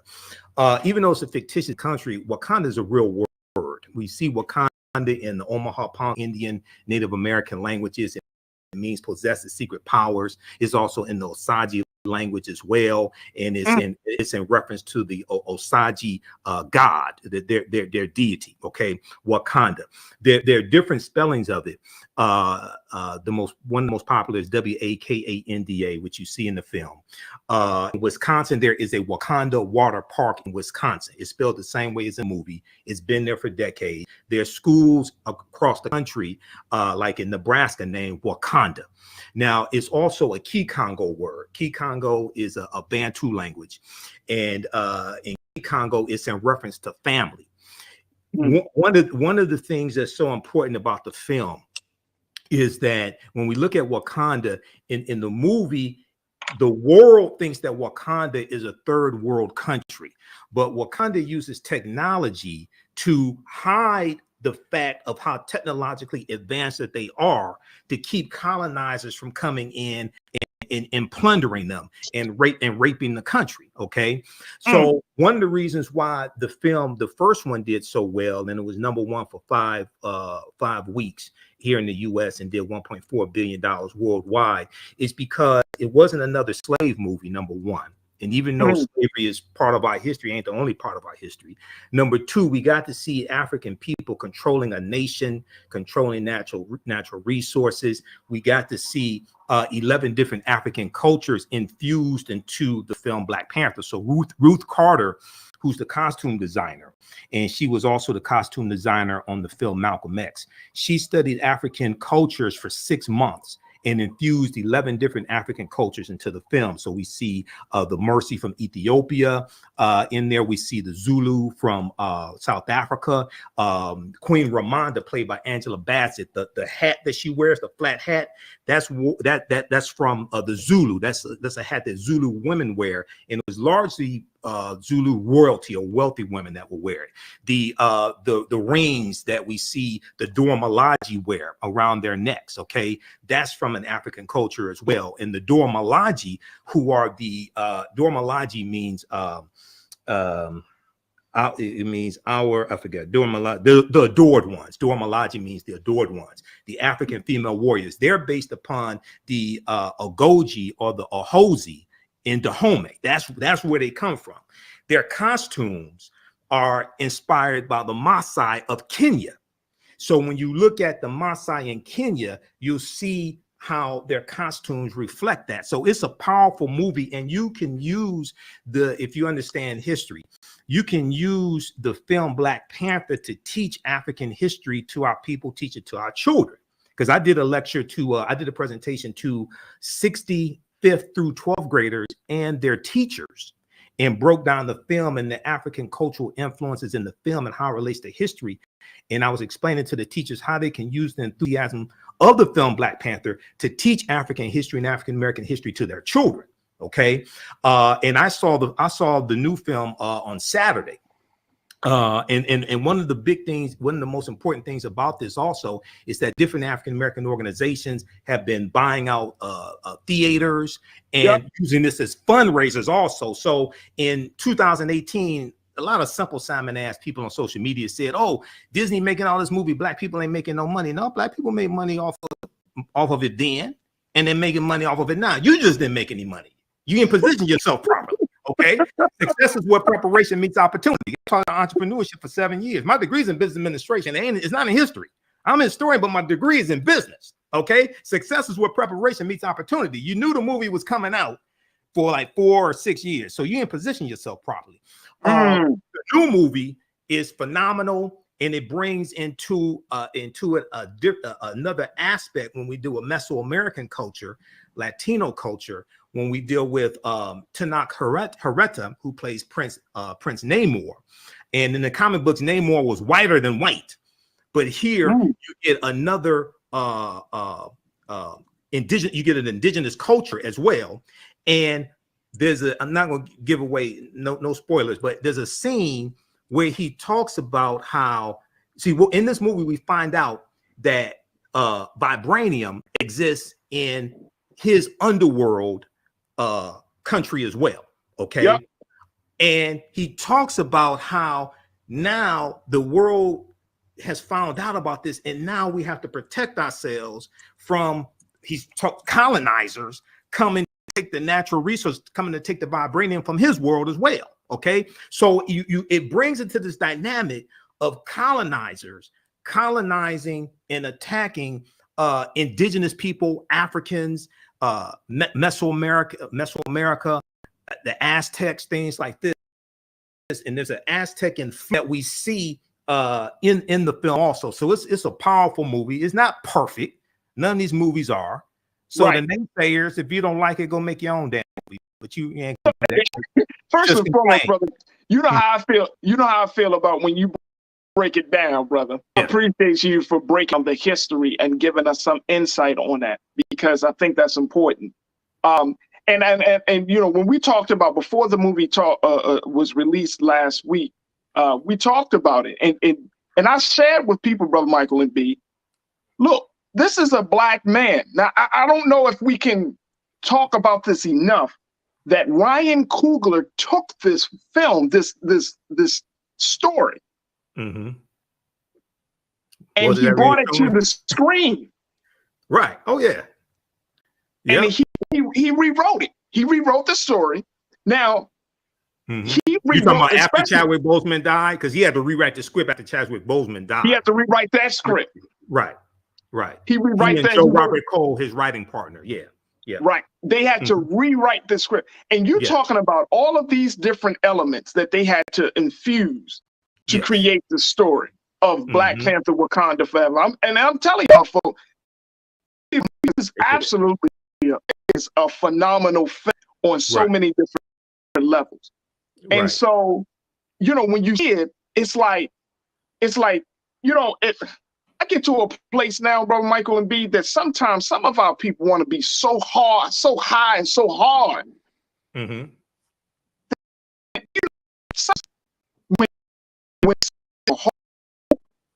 gives our people a sense of value, man, just let it go. I know. Look, man, it's Marvel. It's not the Smithsonian Institute putting out the film. Well, what happens is good historians know how to take pop culture and take it to the next level and infuse the history into it and use it as a tool to reach the masses. Okay, the people whining and complaining, a lot of them are unhappy with themselves, and they don't want other people. They don't want Black people to be happy unless they are the reason for the happiness, and they can monetize the happiness.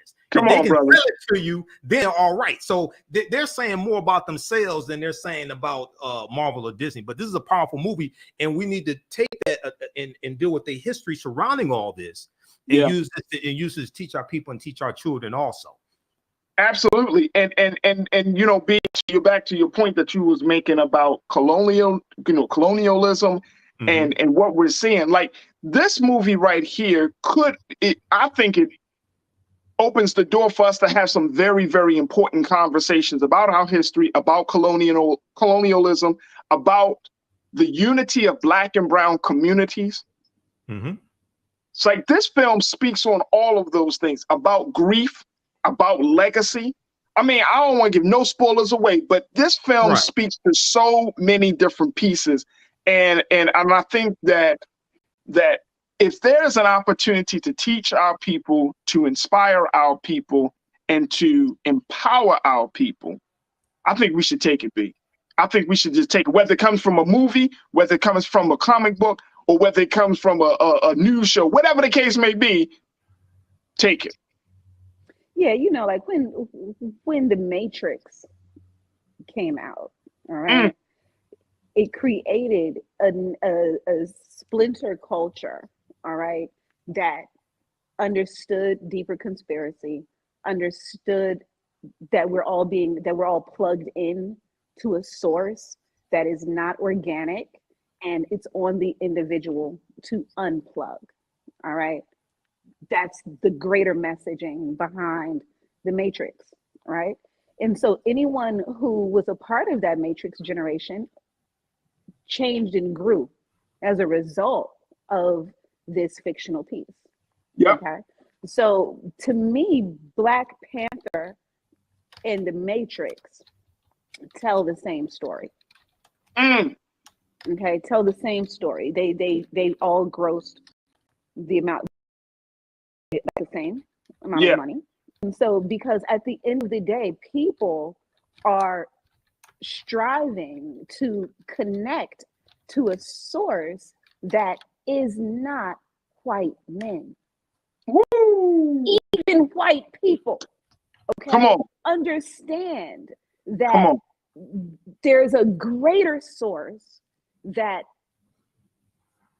the supremest white man has yet to reveal. And so because of that, you know, we have to continue the exploration, you know. And so a lot of how this film was brought to us, right, had less to do with historical accuracy and more to do with cellular memory. Cellular memory you will not find in a book. You will remember it in your DNA. You'll feel it like deja vu.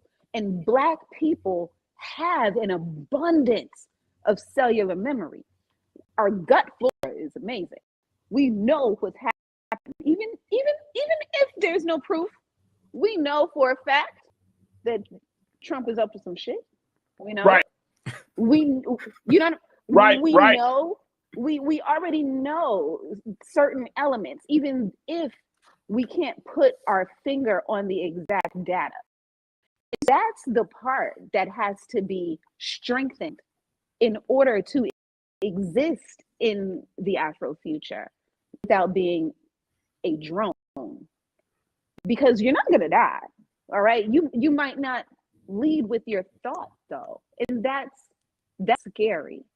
The idea that if you exist, you'll be droned. No. So in order to not be droned, you have to some extent, step outside of your historical context that was written most likely by a man who was most likely sucking the patriarchy's dick and not the truth.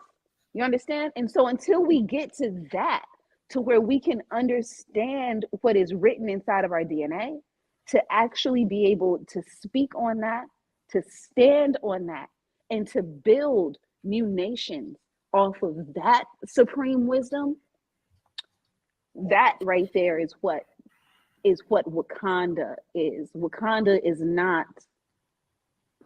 not a Bible verse that explains the metrics of Noah's Ark.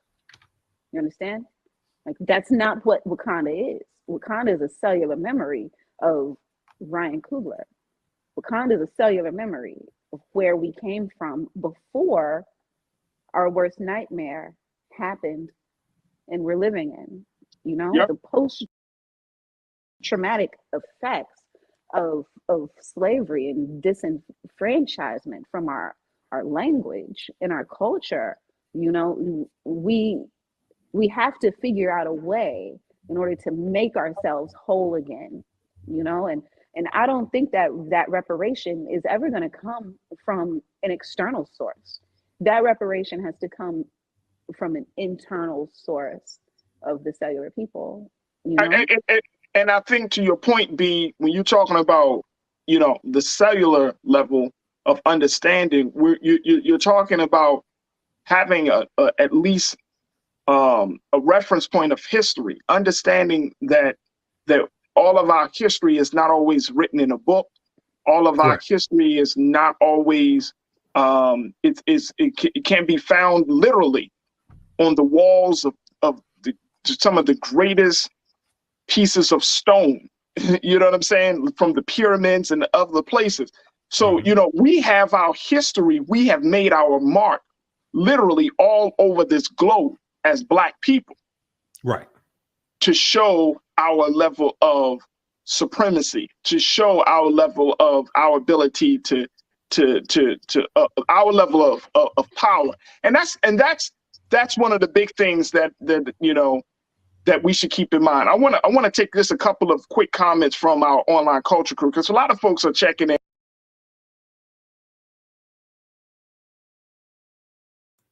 Okay, we're gonna pause it right there. You can watch that in its entirety, because that was a 2-hour show. We did that November 14th, 2022. The Culture, Faraji Muhammad show on the Black Star Media Network, Roland Martin's network. We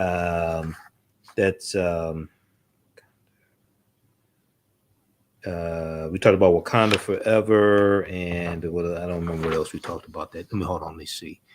I'll post a link right here. We talked about no problems on election day, Dems avert disaster, Dave Chappelle. We were supposed to talk about Dave Chappelle. I don't think we got to Dave Chappelle, but we'll post the link here on the thread of the broadcast, so you can check that out in its entirety. And we'll put that on my website, also the African History Network, under we'll put that under I have links on my bio, and I have media links of interviews that I've done in the media. We're going to put that also on my bio portion of our website as well. Let's post this link here. Okay. Now, okay, how's everybody doing? Give us a thumbs up, give us a heart, give us a like on this broadcast. Support the African History Network, $ the TheAHNShow. Who needs to order the Black Panther lecture that I did November 19th, 2022 here in Detroit? We have it in digital download format, Black Panther, Wakanda Forever analysis, African and Mesoamerican culture, a shared history. It's on sale $10 right now. You can start watching it right away. It's a digital download. Here is an excerpt. It's an unedited excerpt of the actual presentation. Let's go to this. Hold on. I posted one on YouTube. Now, this is an excerpt before I edited. So the one that you're going to get in the lecture is much better, and it has slides in it, things like this. So this is a unedited. This is a raw excerpt. Okay, let's go to this clip here. He set up the black in this country was it was not another slave movement. Okay, now even though slavery is an important part of our history, unfortunately, most people don't understand the history of slavery in this country. A lot of African Americans don't think this is the wrong way, but a lot of us don't understand the history of slavery either. Okay, so and this is some of the things I deal with in my classes, because a lot of people hear about 1619, okay, in Virginia. 1619 is important. August 20, 1619, when those 29 Africans came to Virginia, White Lion pirate ship, right? But codified slave laws didn't exist in any of the 13 colonies in 1619. The first colony that had codified slave laws was Massachusetts in 1641. They come to Connecticut about 1650, come to Virginia about 1660, 1661. And then after, anybody heard of Bacon's Rebellion, 1676 in the colony of Virginia? Because it's going to be after Bacon's Rebellion, which was a rebellion of African slaves, white indigenous servants, poor white people, and free African people. They united because they were all being exploited on the tobacco plantations in Virginia. They united against the ruling elite because they realized they had a common enemy. Okay, it's going to be after Bacon's Rebellion, starting around 1681, that they introduced the term white into the 13 British colonies, starting with Virginia. And they introduced the term white to break up the alliance between poor whites, enslaved Africans, free African people, and indentured servants, so they can rule. Okay, so a lot of this we really don't understand. This is why you have to understand the chronology of history. Okay, anybody ever studied the Virginia Slave Codes of 1705?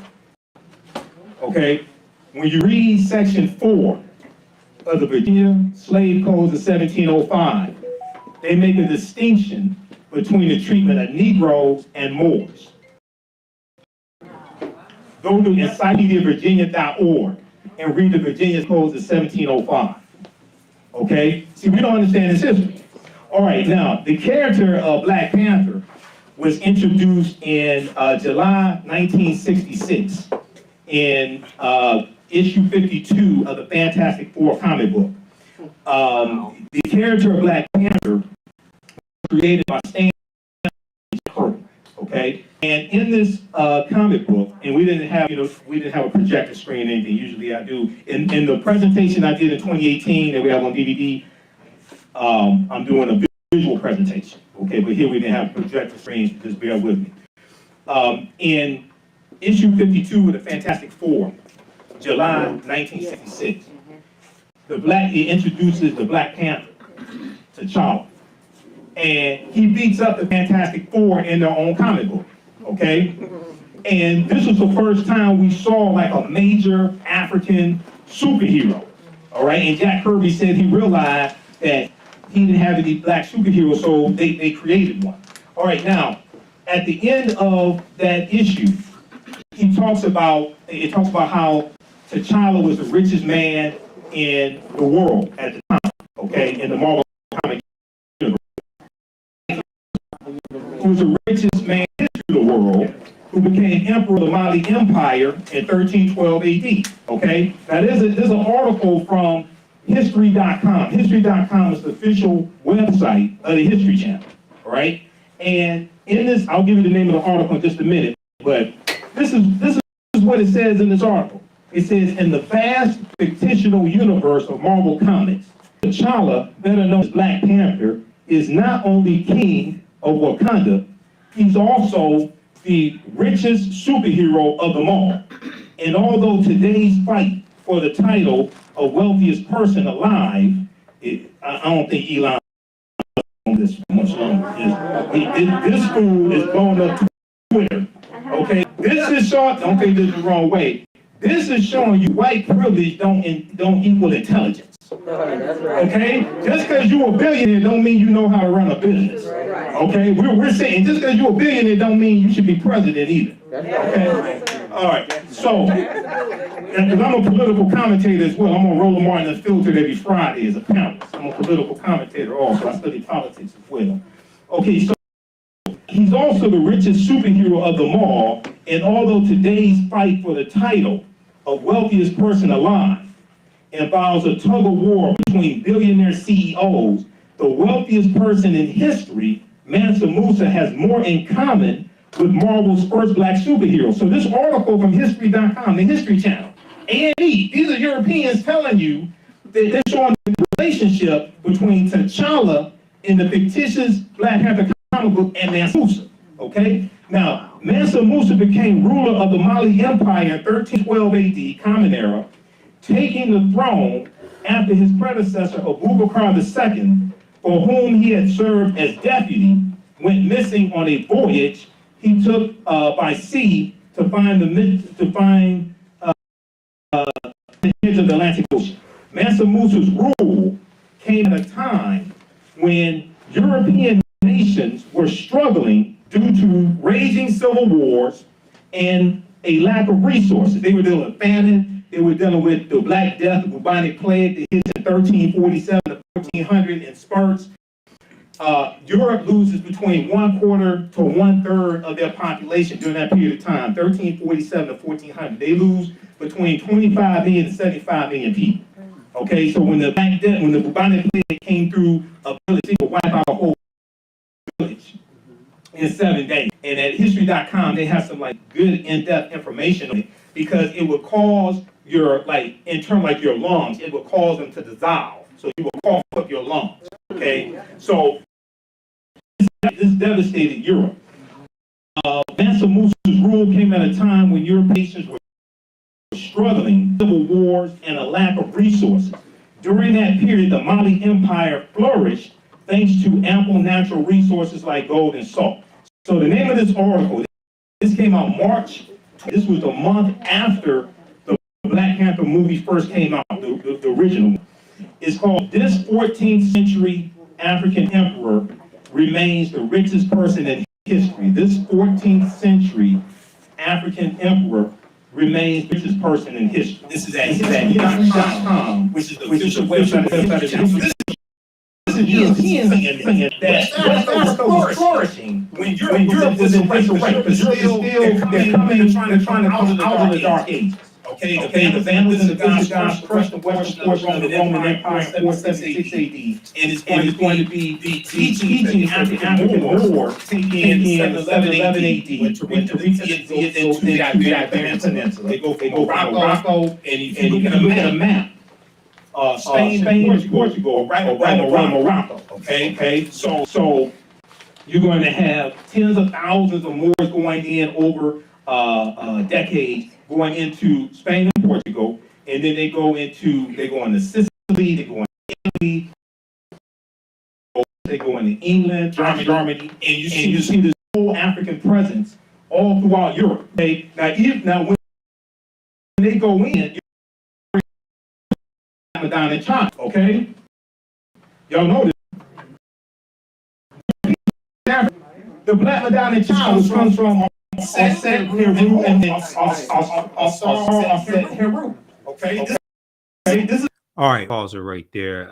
That's just an excerpt of the I did November 19th here in Detroit at the Hannon Center, 4750 Woodward Avenue, right near Wayne State University. So that's available at our website, theAfricanHistoryNetwork.com. That's on sale $10. It's in digital download format. It's a little more than 2 hours, the full presentation. Okay, just click on shop at our website, and all of my DVD lectures are there. And we have a lot of them in digital download format. And then also remember that we have the 15 lecture bundle pack in digital download format. We have it in DVD format, but we have it in digital download format in our shop. This bundle just became available Sundays, November 27th. So it's a brand new bundle. The African History Awakens the African Mind from Mental Death. This is a 15 lecture download bundle pack. So all the presentations in this bundle are downloadable. Okay. So check that out. That's on sale, $100, and then for probably going on for until probably Tuesday, you still get a 30% discount as well with the promo code. We have the promo code right on the homepage of our website. All right. And you can support the African History Network as well. $ the AHN Show through Cash App. $ the AHN Show through Cash App. Also through PayPal, paypal.me/the AHN Show. If you like this type of information, you learn a lot from the show. Please support us as well. Okay, lastly, you can advertise with the African History Network. Also, email us at AHNShow at TheAHNShow.com, TheAHNShow at TheAHNShow.com. We have a brand new promotion going on till Wednesday, November 30th. Buy 1 month, get 2 months free. Email us at AHNShow at TheAHNShow.com. All right, the class I teach on Wednesdays, Ancient Kemet, the Moors, and the Maafa, understanding the transatlantic slave trade, what they didn't teach you in school. We deal with thousands of years of history and what leads up to the transatlantic slave trade taking place. Our next class is Wednesday, November 30th. Wednesday, November 30th, 7 p.m. Eastern Standard Time. And in the class, I do a PowerPoint presentation. We have book references, articles, video clips. It's a time around we may do the sessions live. All the are recorded. You can go back and watch it anytime. Some information that we deal with in the class. We deal with the African presence in the Americas going back tens of thousands of years. Okay.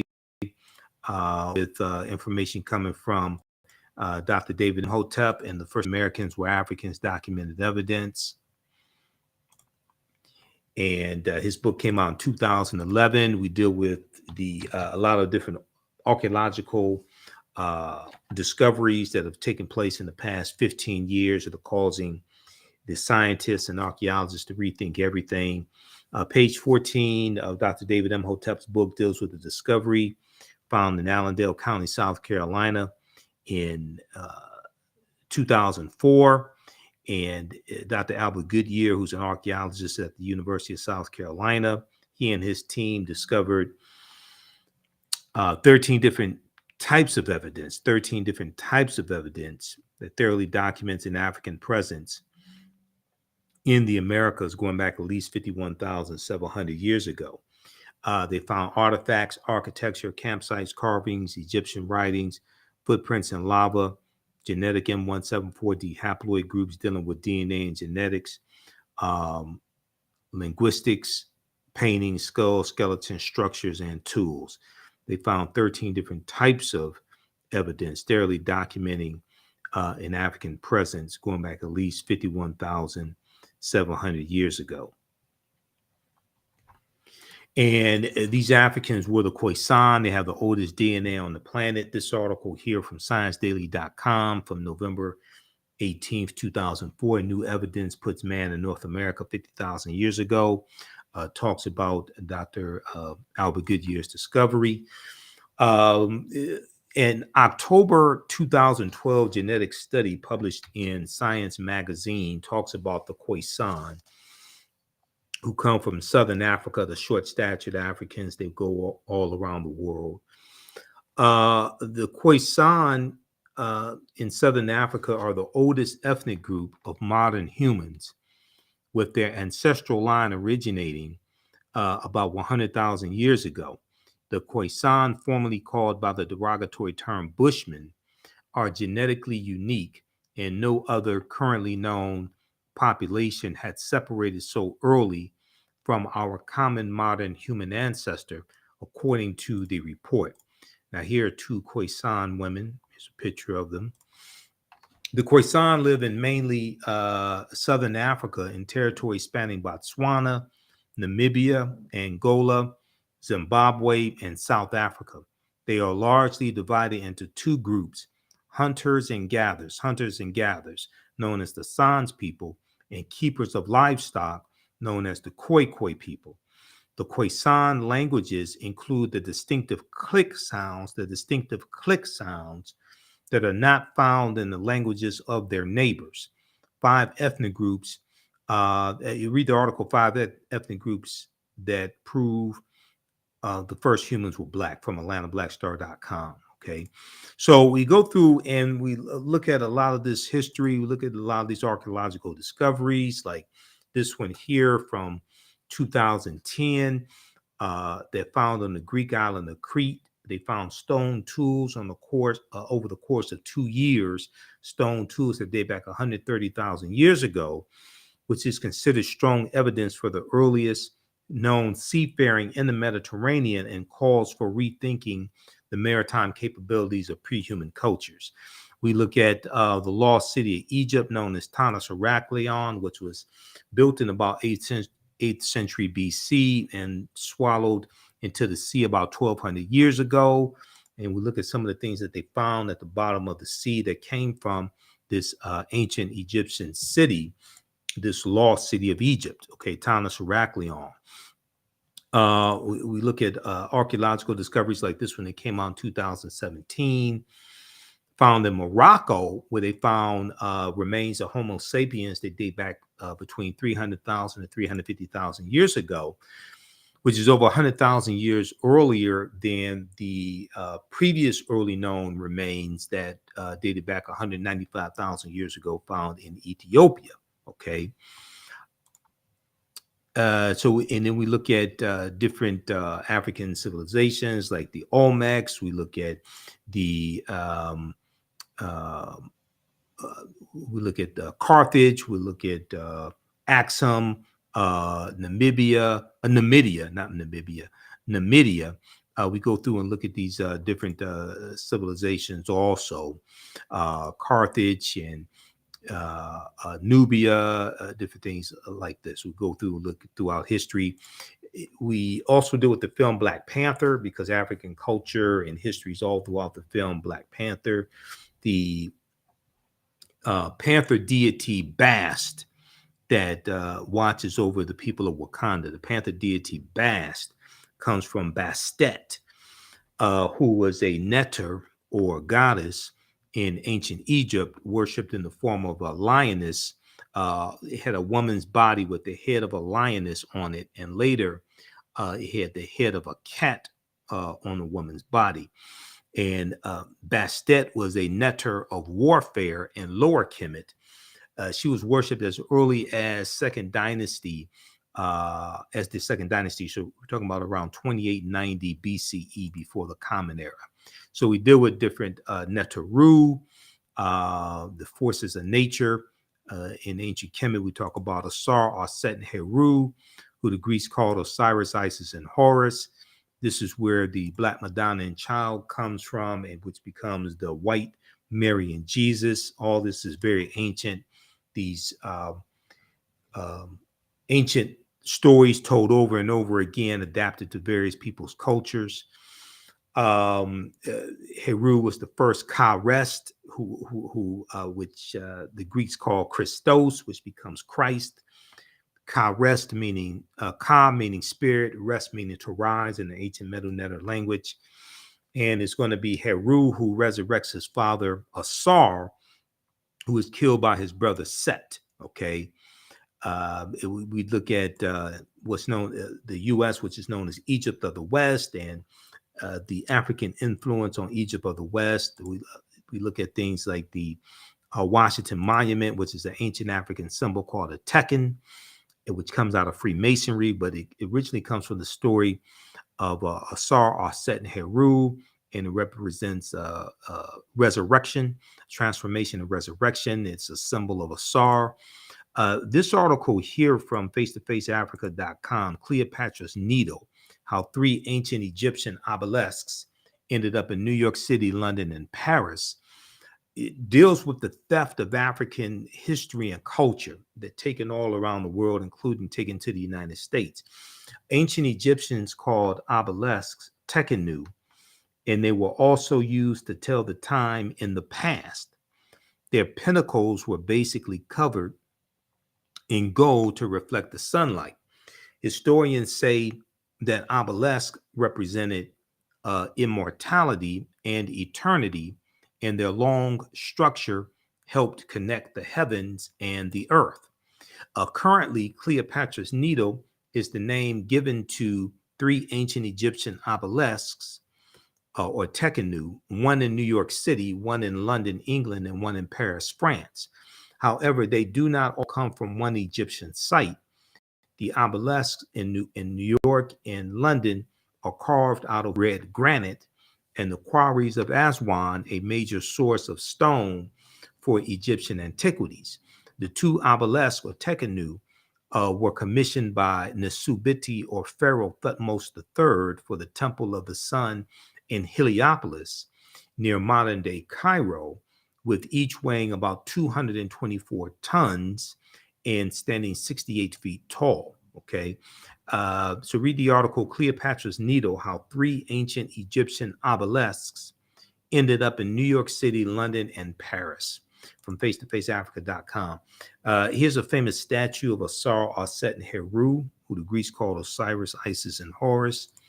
Now, there were approximately 1,200 Tekenu built in ancient times in ancient Kemet, but only about a dozen or less than a dozen are in Egypt today.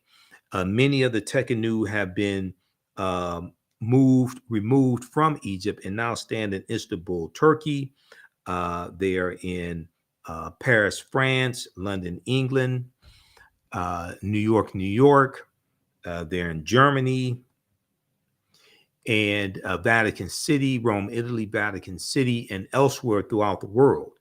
The Tekenu are now called obelisks by their new owners, and few know their origin or that they symbolize the resurrection of the African king Asar. Read page 17 of Egypt on the Potomac by Tony Browder. And this is one of the books that we use in the class. Now, you don't have to buy any of these books to be able to follow along in the class, but this is one of the books that we use in the class. I'm going to post the information here so you can register for this course. We do the sessions live. All the sessions are archived and recorded. You can go back and watch the class anytime. So a year from now, 2 years from now, you can go back and watch the course in its entirety. You'll still have access to it. You can use this information with your children. I would say the information is PG-13. And we have a bundle pack right on the a bundle pack of courses right on the homepage of our website, TheAfricanHistoryNetwork.com. So you get both classes that I teach. It's on sale for a limited time only for only $100. That's over $300 value. The second class I teach on Tuesdays, 7 p.m. to 9 p.m. is from the Civil War to the Civil Rights Movement and Black Power, 1865 to 1968. Okay, now the word Mason is derived from the Latin words mass and sun. The word Mason is derived from the Latin words mass and sun. And Mason means child of light and expresses the desire to pursue light, which is a metaphor for the sun, which symbolizes knowledge.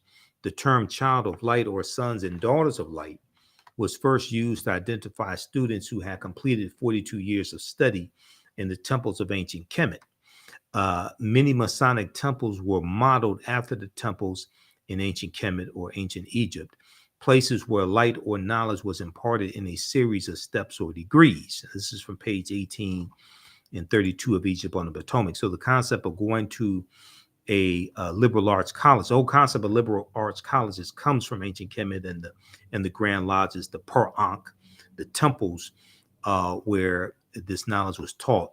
But they talk in George G.M. James in Stolen Legacy talks about the seven liberal arts, the logic and the arithmetic and things like this.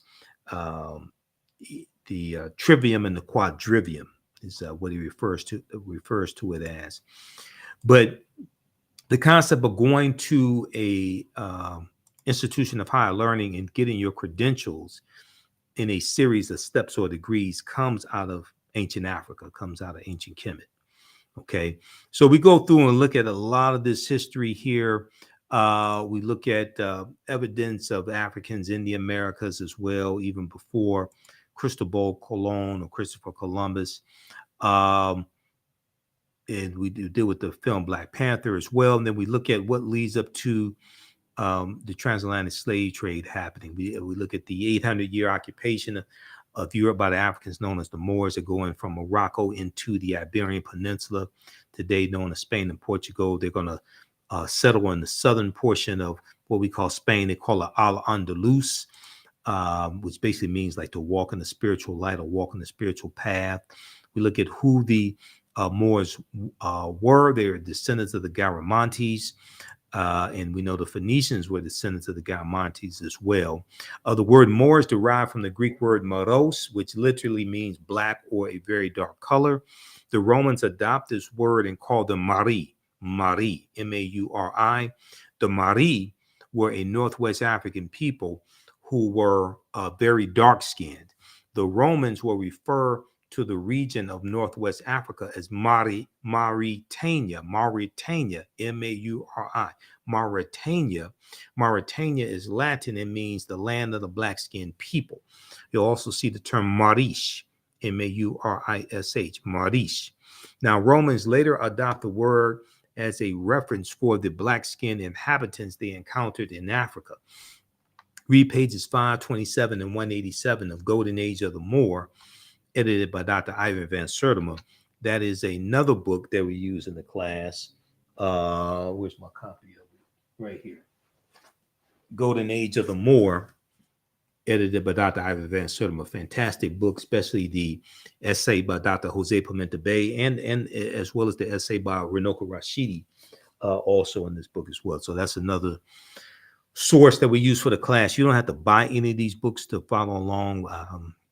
I have slides that represent the content of the book, and we also have scanned pages, some scanned pages in the book as well. So you can buy the books if you want them for your library, but you don't have to feel obligated to purchase the book to participate in the class. So we go through, we look at some of the history of the Moors and Moors losing control of the last stronghold of Granada, January 2nd, 1492. As well, we look at why are there African Moors heads on the national flags of Corsica and Sardinia. Corsica is a French island in the Mediterranean, I should say, and Sardinia is an Italian island in the Mediterranean. They have African Moors heads on their national flags. We talk about Christopher Columbus because we go through, look at this history chronologically. Columbus is essential to the spread of the transatlantic slave trade, okay? And Columbus never comes to the land that we call the United States of America as well. The closest he comes here, which is Cuba, which is 90 miles away. And we go through, we look at a timeline of history. Also, we see the Portuguese, right around 1441, they're going to get involved in the transatlantic slave trade, starting with Anton Gonzalez going into Mauritania in 1441.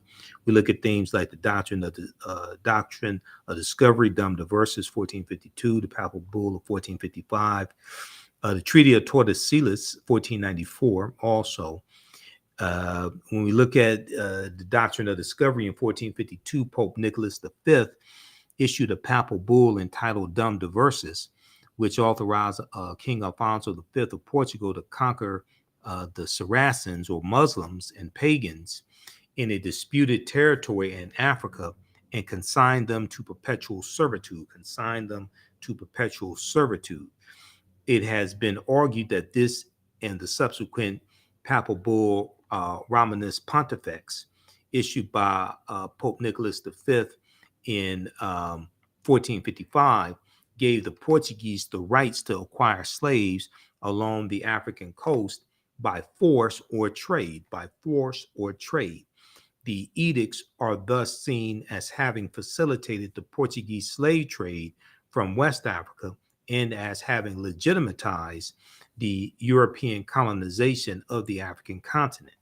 Now, this comes from Britannica.com under the article on Nicholas V.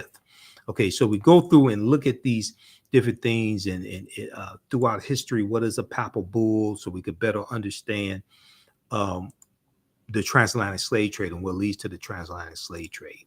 So we look at slavery coming to the New World, and Bartholomew, Right Reverend Bishop Bartholomew de las Casas, who travels on voyages with Christopher Columbus and documents the atrocities Columbus inflicts on the indigenous people. And we're going to see right around 1501, 1502, the Spanish start taking Africans into these colonies that they have set up, okay, in the Caribbean. It's going to be Bartolome de las Casas, who the concept of enslaving African people largely is going to come from Bartolome de las Casas. Basically, he says that they need to stop enslaving the Native Americans, and they suffered enough, and they should try to save their souls. And he recommends the importation of African slaves.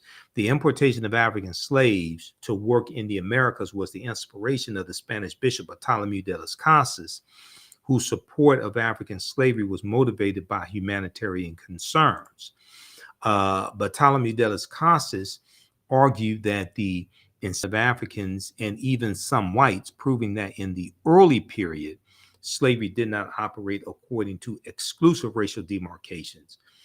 Would save, he argued that enslaving Africans and to a lesser extent some Europeans would save the indigenous Amerindian populations, which were not only dying out by engaging in large-scale resistance, as they opposed their excessively harsh conditions. Okay, as a result, King Charles V of Spain agreed to the Asiento de Negros. He issues the Asiento de Negros in August of 1518. This was a slave trading license given to other countries or individuals to give them the license to provide African slaves to Spanish colonies. Okay, now this later represented the most coveted prize in European wars, as it gave to those who possessed it a monopoly in slave trafficking. Okay, and so we take you through our history to go through and see what leads to the transatlantic slave trade taking place. If you never heard the Asiento de Negros, you definitely need to take this class, because there's a whole lot of other things that you are not familiar with as well when it deals with the transatlantic slave trade. So this is just a very brief overview of this 10-week online course that I teach, Ancient Kemet, the Moors, and the Maafa, understanding the transatlantic slave trade, what they didn't teach you in school. I do a PowerPoint presentation. We have book references, articles, video clips, all of that. And we do the sessions live. All the sessions are archived and recorded. You can go back and watch it anytime. You can use it with children as well. I would say content is PG, and it's not overly graphic, cursing and crazy things. All right. We have information at our website, TheAfricanHistoryNetwork.com, TheAfricanHistoryNetwork.com.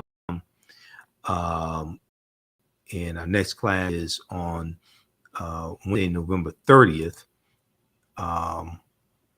2022. We normally do the class at 7 p.m. to 9 p.m. Eastern Standard Time. And the class is $100, on sale, $60. Okay, and we have a bundle pack where you get both classes for $100, limited time only. You get both classes for $100. And I'm going to go here to the website. Let me pull this up here.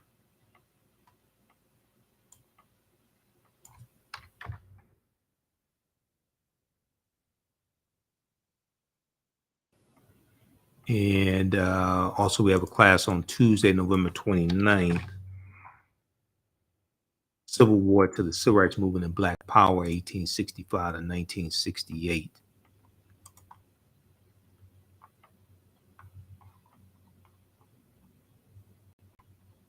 Let's see here. Scroll down.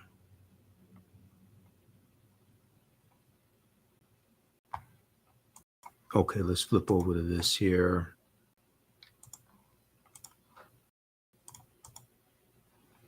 Okay, when you scroll down the page, you'll see the information. My first Black Panther lecture right here.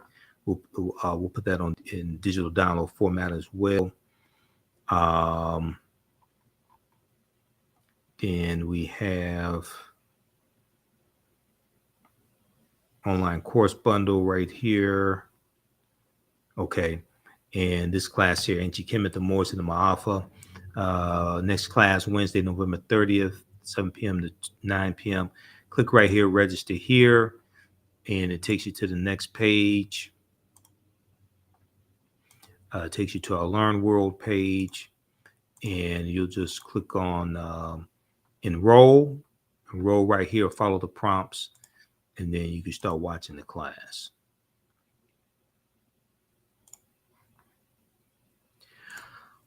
All right, look, we have to get out of here. Remember, at the African History Network, we focus on educating, empowering, and inspiring people of African descent throughout the diaspora and around the world. Because right now, it's correct wrong behavior. It's not over till we win. Wakanda forever. And thanks for joining us. Follow us on our fan page, the African History Network. Turn on live notifications so you know when we go live. Follow us on our YouTube channel, Michael Imhotep, IMHOTEP. Also on Instagram under Michael Imhotep, IMHOTEP on Instagram as well. Okay, we'll talk to you next time. Right now, it's correct wrong behavior. It's not over till we win. Wakanda forever. Thanks for joining us. Peace.